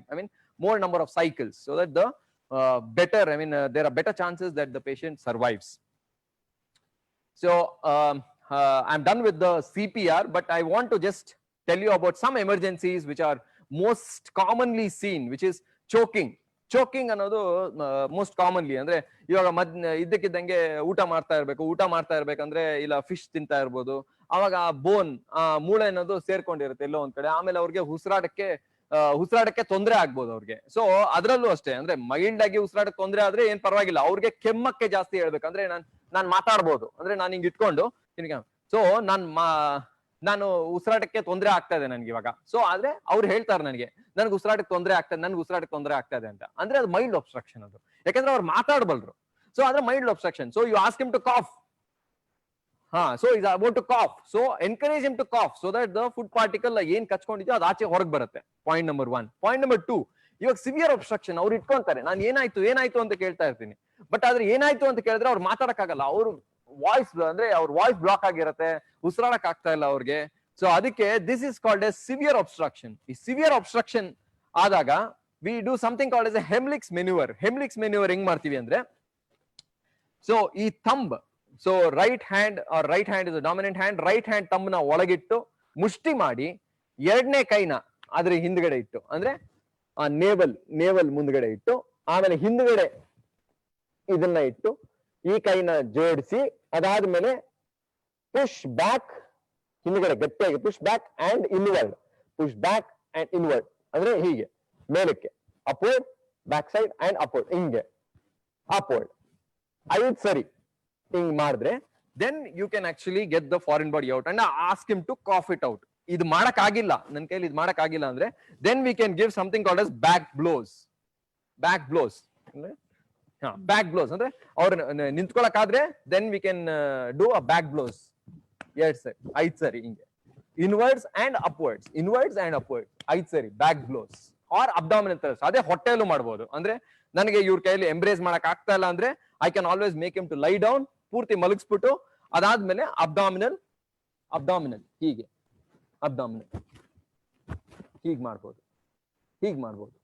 Okay, ಇದು same thing can also be done in infant. ಅವರ ಮಕ್ಕಳಲ್ಲೂ ಇದಾಗ ಚಾನ್ಸಸ್ ತುಂಬಾ ಜಾಸ್ತಿ ಇರುತ್ತೆ. ಅವ್ರು ತೇಗಿಸ್ದಿರೋವಾಗ ಅವಾಗ ಮಕ್ಕಳಲ್ಲೂ ಆಗೋ ಚಾನ್ಸಸ್ ಜಾಸ್ತಿ ಇರುತ್ತೆ. ಅವರಲ್ಲೂ ಅಷ್ಟೇ, 2 ಕೈ ಮಧ್ಯದಲ್ಲಿ ಮಗುನ ಇಟ್ಟು ಮಗು ಬಾಯಿನ ಓಪನ್ ಮಾಡಿ you can give back blows, ಹಿಂದ್ಗಡೆ ಮಾಡುವಂಥದ್ದು. ಇಲ್ಲ ಫ್ರಂಟ್ ಅಲ್ಲಿ ಅಬ್ಡಾಮಿನಲ್ ಥ್ರಸ್ಟ್, ಒಂದೇ ಕೈಯಲ್ಲಿ 2-3 ಬೆರಳಲ್ಲಿ ಮಾಡುವಂಥದ್ದು abdominal thrust. You can do this to actually take out the foreign material. ಅಂದ್ರೆ ಏನಾದ್ರು ಊಟ ಮಾಡಿದಂತ ಫಿಶ್ ಬೋನ್ ಆಗ್ಲಿ ಏನಾದ್ರೂ ಆಗಿದೆ ಬಾಯಲ್ಲಿ ಬಂದಿರುತ್ತೆ, you can sweep it out and take out the fish bone. And lastly ಇದೇ ನಾನು ಪ್ರೆಗ್ನೆನ್ಸಿಯಲ್ಲಿ ಹೆಂಗೆ CPR ಮಾಡುವಂಥದ್ದು ಅಂದ್ರೆ, ಪ್ರೆಗ್ನೆನ್ಸಿಯಲ್ಲಿ ಒಂದು ಸ್ಮಾಲ್ ಚೇಂಜ್ ಇದೆ. ಯಾಕಂದ್ರೆ ಪ್ರೆಗ್ನೆಂಟ್ ಯೂಟ್ರಸ್ ಅಂದ್ರೆ ಹೊಟ್ಟೆ ಇರೋದ್ರಿಂದ ಹೊಟ್ಟೆ ಅನ್ನೋದು ರಕ್ತನಾಳಗಳನ್ನು ಬ್ಲಾಕ್ ಮಾಡುತ್ತೆ. ಸೊ ರಕ್ತನಾಳನ್ನು ಬ್ಲಾಕ್ ಮಾಡಿದ್ರೆ ನೀವು ಎಷ್ಟೇ CPR ಕೊಟ್ಟರು ಅದು ಎಫೆಕ್ಟಿವ್ ಇರ್ಲಿಕ್ಕಿಲ್ಲ. ಸೊ ಅದಕ್ಕೆ ಇಬ್ರು ಏನಾದ್ರು ಇದ್ರೆ ಅಂದ್ರೆ ಬೈ ಸ್ಟ್ಯಾಂಡರ್ಡ್ ಯಾರಾದಿದೆ, you can always ask for a leftward displacement of the gravid uterus. ಅಂದ್ರೆ ಆ ಹೊಟ್ಟೆ ಅನ್ನೋದನ್ನ ಲೆಫ್ಟ್ ಶಿಫ್ಟ್ ಮಾಡಿದ್ರೆ ಆ ರಕ್ತನಾಳಗಳು ಫ್ರೀ ಆಗುತ್ತೆ. ರಕ್ತನಾಳಗಳು ಫ್ರೀ ಆದ್ರೆ ಈ ರಕ್ತನಾಳದಿಂದ ಹಾರ್ಟ್ಗೆ ಬ್ಲಡ್ ಹೋಗುತ್ತೆ. ಬ್ಲಡ್ ಹೋದಾಗ ಅವಾಗ CPR ಎಫೆಕ್ಟಿವ್ ಇರುತ್ತೆ. So this is one small change in pregnancy.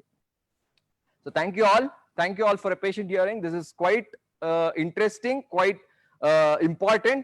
So if you have any doubts, I am happy to take them. And I again thank Sindhya sir and our director and the HOD of the department for giving me this opportunity to actually share a knowledge about CPR. Thank you all for patient hearing. Yeah.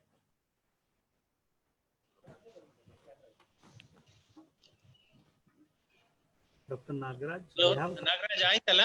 Sir, ಆಯ್ತು sir. So anyway, thank you, Dr. Nagaraj and Dr. Prabhakar for a wonderful, practical, exhibition of CPR. So ಇವಾಗ ಕೆಲವರೆಲ್ಲ ಏನಾದ್ರು ಇದ್ರ ಬಗ್ಗೆ question ಕೇಳ್ಬಹುದು.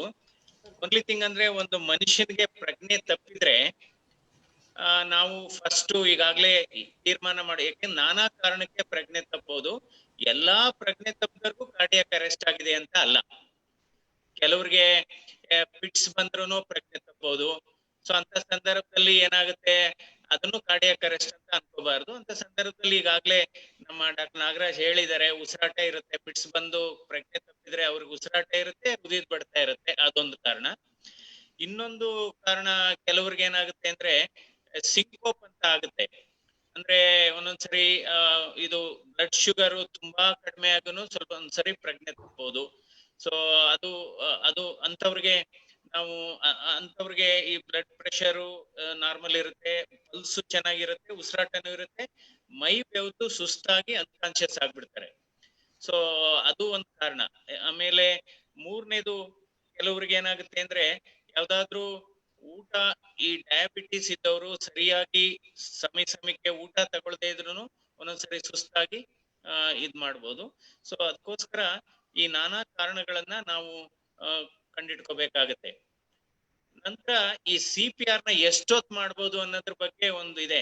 ನೀವು ಗಂಟೆ ಮಾಡಕ್ಕಾಗಲ್ಲ, ಒಂದು 5 ನಿಮಿಷ 10 ನಿಮಿಷ 15 ನಿಮಿಷ ಮಾಡಿ ಅಷ್ಟ್ರಲ್ಲಿ ಅವ್ರಿಗೆ ಉಸಿರಾಟದ್ದು ರಿವರ್ಟ್ ಆದ್ರೆ ಅಥವಾ ಹೃದಯದ ಬಡಿತ ಎಲ್ಲ ನಾರ್ಮಲೈಸ್ ಆದ್ರೆ ಓಕೆ. ಬಟ್ 10-15 ನಿಮಿಷ ಮಾಡಿನೂ ಕೂಡ ರಿಕವರ್ ಆಗದೆ ಇದ್ರೆ ಆಮೇಲೆ ಅಷ್ಟು ಪ್ರಯೋಜನ ಆಗೋದಿಲ್ಲ, ಅಷ್ಟೊತ್ತು ಆಲ್ರೆಡಿ ಬ್ರೈನ್ ಡ್ಯಾಮೇಜ್ ಆಗ್ಬಿಟ್ಟಿರುತ್ತೆ. ಸೊ ಈ ರೀತಿ ಇದನ್ನ ನಾವು ಅಳವಡಿಸ್ಕೋಬೇಕಾಗತ್ತೆ.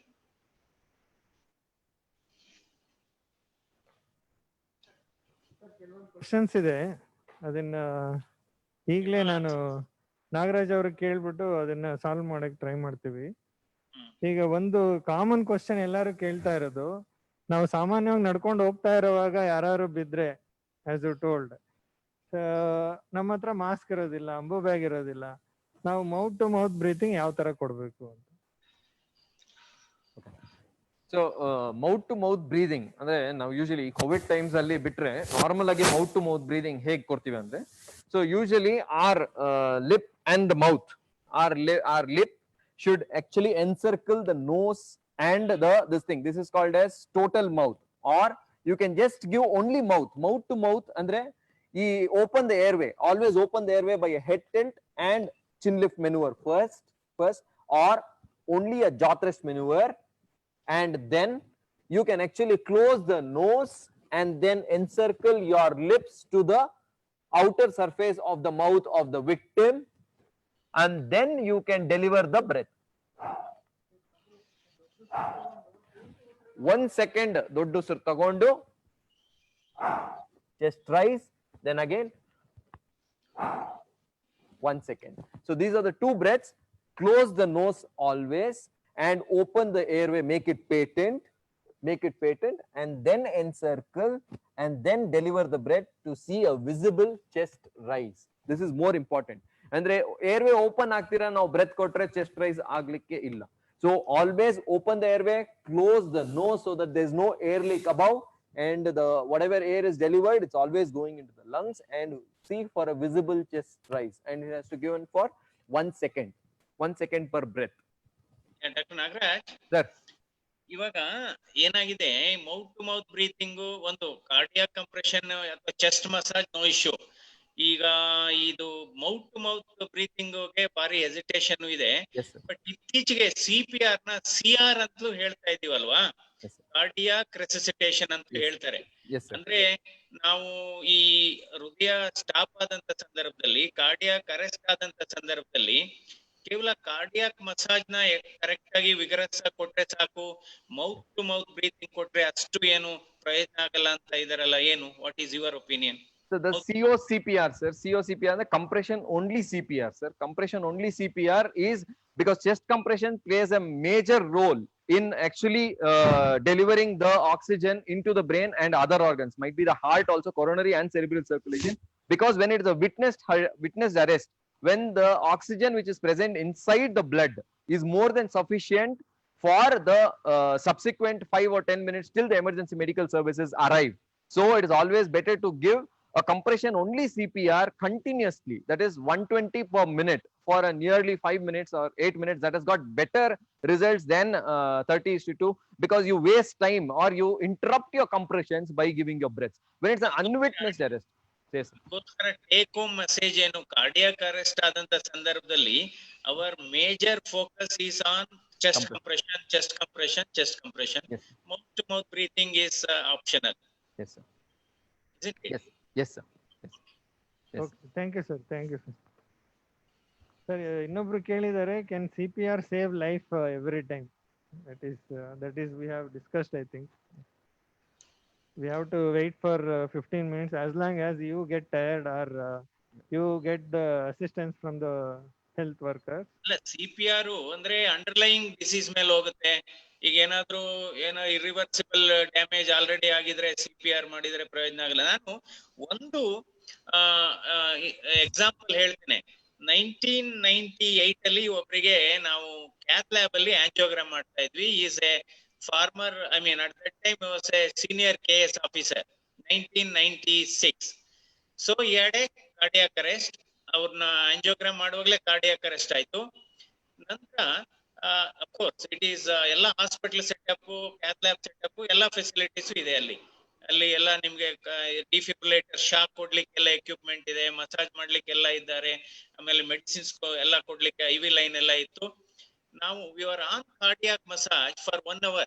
You don't believe. ನಾನೇ ಆಂಜಿಯೋಗ್ರಾಮ್ ಮಾಡ್ತಾ ಇದ್ದೆ. I was also very much depressed. ಏನಪ್ಪಾ ಇವರು senior KS officer, cardiac arrest ಆಗೋಯ್ತು ಆಂಜಿಯೋಗ್ರಾಮ್ ಮಾಡುವಾಗ ಅಂತ. 1 hour ಆದ್ಮೇಲೆ extensive cardiac massage was going on. ಸ್ವಲ್ಪ ಹಾರ್ಟ್ ಬೀಟ್ ಬಂತು, ಸ್ವಲ್ಪ ಉಸಿರಾಟನು ಬಂತು. ಆಮೇಲೆ ಆಂಜಿಯೋಗ್ರಾಮ್ ಮಾಡಿ ನಂತರ 90% ಬ್ಲಾಕ್ ಇತ್ತು. ಆಂಜಿಯೋಪ್ಲಾಸ್ಟಿ ಮಾಡಿ ಸ್ಟೆಂಟ್ ಮಾಡಿದ್ವಿ. You don't believe, even now is alive. KS ಇಂದ IAS ಪ್ರಮೋಷನ್ ಆಯ್ತು. IAS ಪ್ರಮೋಷನ್ ಆದ್ಮೇಲೆ ರಿಟೈರ್ ಆದ್ರು ಅವರು. ಈಗ್ಲೂ ಚೆನ್ನಾಗಿದ್ದಾರೆ. ಮೊನ್ನೆ ಕೂಡ ಟೆಸ್ಟಿಗೆ ಬಂದಿದ್ರು. Is brain function is perfect. So ಅದಕ್ಕೋಸ್ಕರ a timely CPR can save lot of life, and also they can have the same quality of life as before. So most important, time is crucial ಇಲ್ಲಿ. Time is crucial. ಆಮೇಲೆ ನಾವು CPR ಮಾಡಿ ಸ್ವಲ್ಪ ಅವ್ರಿಗೆ ಪ್ರಜ್ಞೆ ಬಂದ ಮೇಲೆ, ಹೃದಯ ಬಡಿತ ಬಂದ ಮೇಲೆ ಅಂತವ್ರನ್ನ ಇಮ್ಮಿಡಿಯೇಟ್ ಆಗಿ ನಾವು ಶಿಫ್ಟ್ ಮಾಡ್ಬೇಕು ಅಂತವ್ರಿಗೆ. ಯಾಕೆಂದ್ರೆ commonest cause of cardiac arrest is heart attack. So commonest cause of cardiac arrest is heart attack.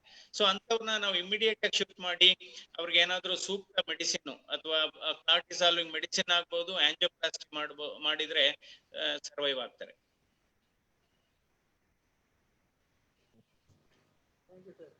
Sir, ಇದೇ ತರ ಹಾಸ್ಪಿಟಲ್ ಎನ್ವಿರಾನ್ಮೆಂಟ್ ಇರೋವಾಗ ನಾವು ಒಂದು ಅರ್ಧ ಗಂಟೆ ಅಥವಾ 1 hour ವರೆಗೂ ನೀವು ಹೇಳ್ದಾಗೆ we can continue, because if there is any minor problem also we can solve immediately there itself. And road side ella, out of hospital it's only for about 10 minutes. Out of hospital it will be difficult to carry out more than 20 minutes, 15-20 minutes, as you said. Yes sir, thank you. Other question is what to do when there is a drowning situation. Drowning is entirely a different scenario. Drowning ಅಲ್ಲಿ usually ಏನಾಗುತ್ತೆ, drowning ಅಂದ್ರೆ ಏನು? Drowning ಅಂದ್ರೆ ನೀರು ಒಳಗೋಗುತ್ತೆ, ಅಂದ್ರೆ ಮೂಗು ಬಾಯಲ್ಲಿ ನೀರು ಒಳಗೋಗಿ ಈ ವಿಂಡ್ ಪೈಪ್ ಅಲ್ಲಿ ಹೋಗ್ಬಿಡುತ್ತೆ ನೀರು. ಸೊ ಅವಾಗ cardiac arrest become secondary. So ಅವಾಗ ಏನಾಗುತ್ತೆ, ಈ ಉಸಿರಾಟಕ್ಕೆ ತೊಂದರೆ ಅನ್ನೋದು ಫಸ್ಟ್ ಆಗುತ್ತೆ. ಉಸಿರಾಟಕ್ಕೆ ತೊಂದರೆ ಆಗೋದ್ರಿಂದ ಅವಾಗ ಹೃದಯ ನಿಂತು ಹೋಗುತ್ತೆ. So the sequence changes in drowning. So CAB ಅನ್ನೋದು ನಾವು ಏನ್ ಕಲ್ತಿದೀವಿ, ಅವಾಗ ABC ಆಗುತ್ತೆ, ಅಂದ್ರೆ airway, breathing and circulation. So airway becomes very very important when you are drowning. So electric shock ಅಷ್ಟೇ, ಎಲೆಕ್ಟ್ರಿಕ್ ಶಾಕ್ ಡೆಲಿವರ್ ಮಾಡ್ಬೇಕಂದ್ರು so you have to clean, ಅಂದ್ರೆ ಒಂದು ಡ್ರೈ ಕ್ಲಾತ್ ತಗೊಂಡು ಪೂರ್ತಿ ಕ್ಲೀನ್ ಮಾಡಬೇಕು, ಬಿಕಾಸ್ ಇಟ್ಸ್ ವಾಟರ್ ಅಲ್ಲಿ ನಿಮ್ಗೆ it's good conductor. So basically you should clean and then you should deliver a shock. These are the two important things. Breathing and airway becomes more important, because when you are doing, or when you're opening up of the airway and then start breathing, usually the patient actually you can shift the patient to the lateral side so that all the water actually comes out by doing abdominal thrust. Then water actually comes out, and then you can start your CPR, because the water inside the lungs causing the difficult exchange of oxygen and carbon dioxide is the main reason for the cardiac arrest, and cardiac arrest is not the primary cause in drowning.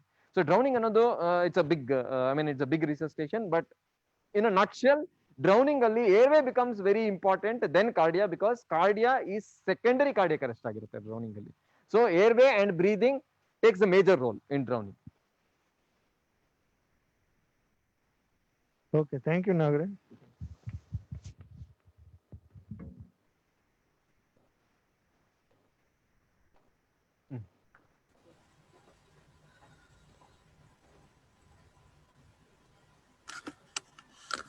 Thank you very much. On behalf of the Bharat Scouts and Guides Karnataka, I take this privilege to thank Dr. Manjunath for his extensive support provided to demonstrate today's CPR. I heartfully thank Dr. Prabhakar, who is the head of the department, for this purpose. And also I thank Dr. Nagaraj, who has demonstrated very, very wonderfully in a bilingual language. Our ಕನ್ನಡದಲ್ಲಿ ಮತ್ತೆ ಇಂಗ್ಲಿಷಲ್ಲಿ ಎರಡರಲ್ಲೂ ಅತ್ಯುತ್ತಮವಾಗಿ ಇದನ್ನು ನಮಗೆ ತೋರಿಸ್ಕೊಟ್ಟಿದ್ದಾರೆ. And also I thank Dr. Divya and Dr. Shambhu were there to support us, and the technical team which gave us all kind of support to make this webinar a very informative one. I thank one and all. And there are so many other questions which are coming in chat and Q&A. Now we will seek the answers and we will send the answers back to you by email. And you also can watch this recording again on the Facebook page of Bharat Scouts Engage Karnataka. And I thank one and all for being part of this webinar. Thank you very much, Dr. Sir. Thank you. Thank you all the directors. Well done.